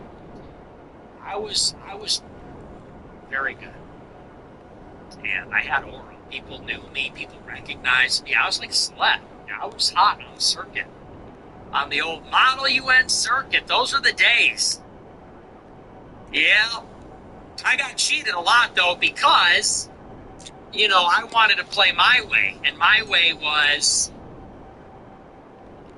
I was there to get the job done. And they wanted you to build consensus. So I was there to, like, sponsor every resolution, get everything I wanted. And they were like, no, you need to, like, bring everybody together and get everybody to agree on one thing. So it was a lot of stuff like that. But good times, man. I used to love it. Good times. Still Good times. Oh shit. God. To be 15 again. To be 15 and honestly, you know what's so sad? I don't think I'll ever be happier than I was in high school like that. You know what I mean? I know people say, oh, well, when you have kids, that'll change, or, you know, whatever. But I think about the excitement, the anticipation, getting ready to go to the conference, and you're at the hotel with all your buddies, and you go to the thing, and, like, and I know it's trite, but it's so true. That's such a simple time in your life, and the pleasures are very simple, and I don't think I'll ever have a better time. I don't think I'll ever be as excited for anything ever again than when I was like a young man going to some stupid like role play convention for political nerds. And what's sad about life is that you never get to go in the opposite direction. And I was always acutely aware of it. It's why I was always sad. Because I always knew that my youth was fleeting and everything that comes with it. And I was acutely aware that once it passes, it's past. Once you finish high school, you finish with that kind of stuff, you're just on the other side, and it just gets further and further in the rearview mirror. And there's something kind of like, there's something freaky about it where the day after you graduate high school, it's the closest you'll ever be to that moment in your life. And yet you couldn't be further away, in a sense. You know what I mean? Like the day after you graduate, it's like you were in high school yesterday. You talked to those people yesterday, but you're never going back. And you'll just get further. You know what I mean? So it's like there's this weird, it's like you're on the other side of a door that you can't pass through again. And then you just get older and older. You just get older and older and more cynical, and your problems add up, and you know, everything just gets less exciting, and it's just, you know how it goes. So, hey, if you're one of these younger guys, enjoy it while you can. I mean, you know, life is okay. Life is good. The different stages of life, it all has, and I know people say this too, and this is also true, that every stage of life, the few stages of life that I've lived, they're all good in their own way and bad in their own way. But there's nothing like it. Nothing like it when you're just young, carefree, having fun. It's innocent. So, yeah, those were the days. Man, not to get wistful, but yeah, I remember it fondly. Because I think about everything that's happened to me now and what it has all turned into. Think about it from my perspective. Put yourself in my shoes. Like, you know, I go to the airport and people are waiting there for me to sign autographs to sell on eBay. They want to get a picture. I go to a restaurant. People come up and recognize me. They buy my dinner. I go to a drive-thru at my favorite restaurant. People go, I've seen your clips. I have to have full-time security because someone has tried to kill me at my house and that person died. Like, I'm known by Trump, by all the famous people. I'm like condemned by Congress and like Israel, and I lived such like a weird life. But at one time, I was just some 15-year-old reading books in my parents' house. But there was a time, you know, when I was at these stupid conferences with a bunch of other snot-nosed high schoolers and just like, you know, playing as a UN delegate. And it's kind of funny how life changes in that way. And you long for that simplicity. And you don't know how much, I guess it's like a grass is always greener thing, but I really believe that you don't know how good simplicity is until your life isn't simple anymore. You know what I mean?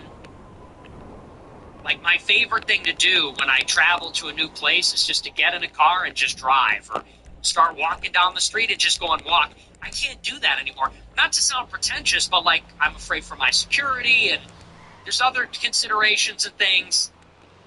And so you know, it's good to live a simple life. These complications, they just increase all the time, and is it even really worth it? I mean, life is what it is.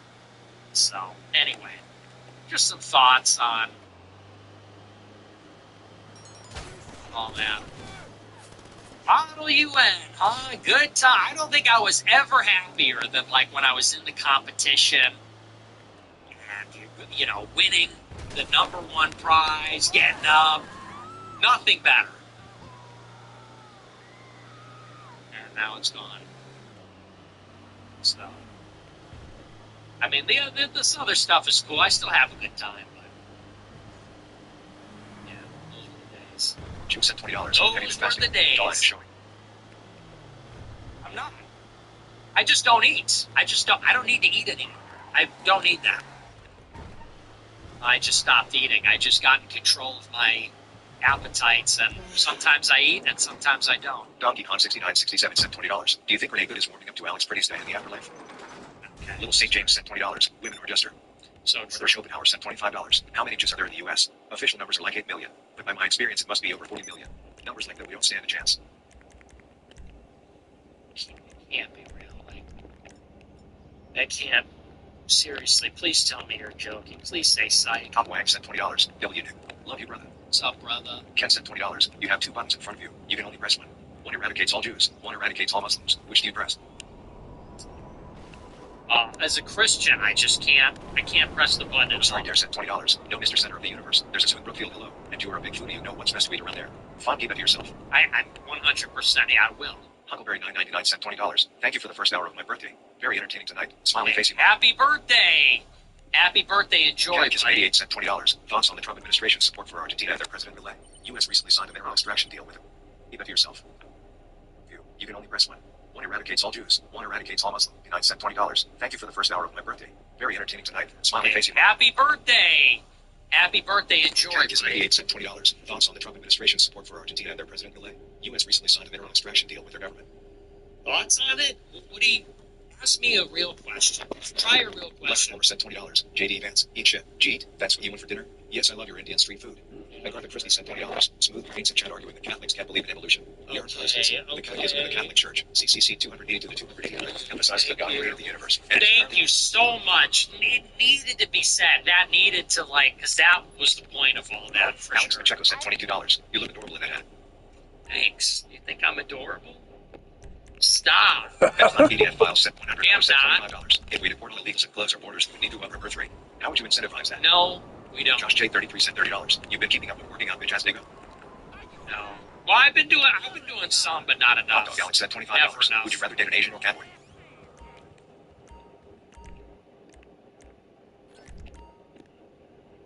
No comment. At Best Festival sent $20. The S&P 500 is Asian, Kathy Jew, obviously, but it's a tough call.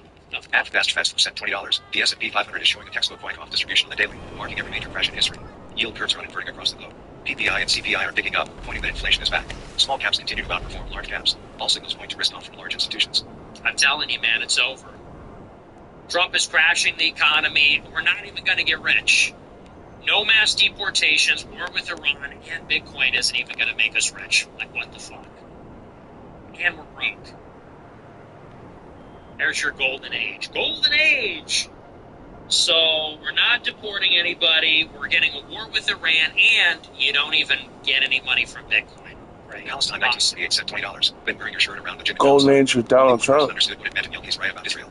Have you considered doing episodes in Arabic? Oh, no. No. Absolutely fucking not. I think I'd rather Joe die. said $20. Why is WV so fucked? Okay, I am seeing it now, but it's been so long. But they have told us to fuck off, basically. They hate us. We just want to work and provide for ourselves and family. But thanks for what you do. They hate WV families. Give us a better Grover. We'll love you. You know, I don't know. What do you mean? They West Virginia? Who knows? Virginia? Like, what are you talking about? I don't even. It's too late for that. Like, it's 1 a.m. Okay, all right. That's our last super chat. That's going to do it for me. An absolutely painful super chat segment tonight.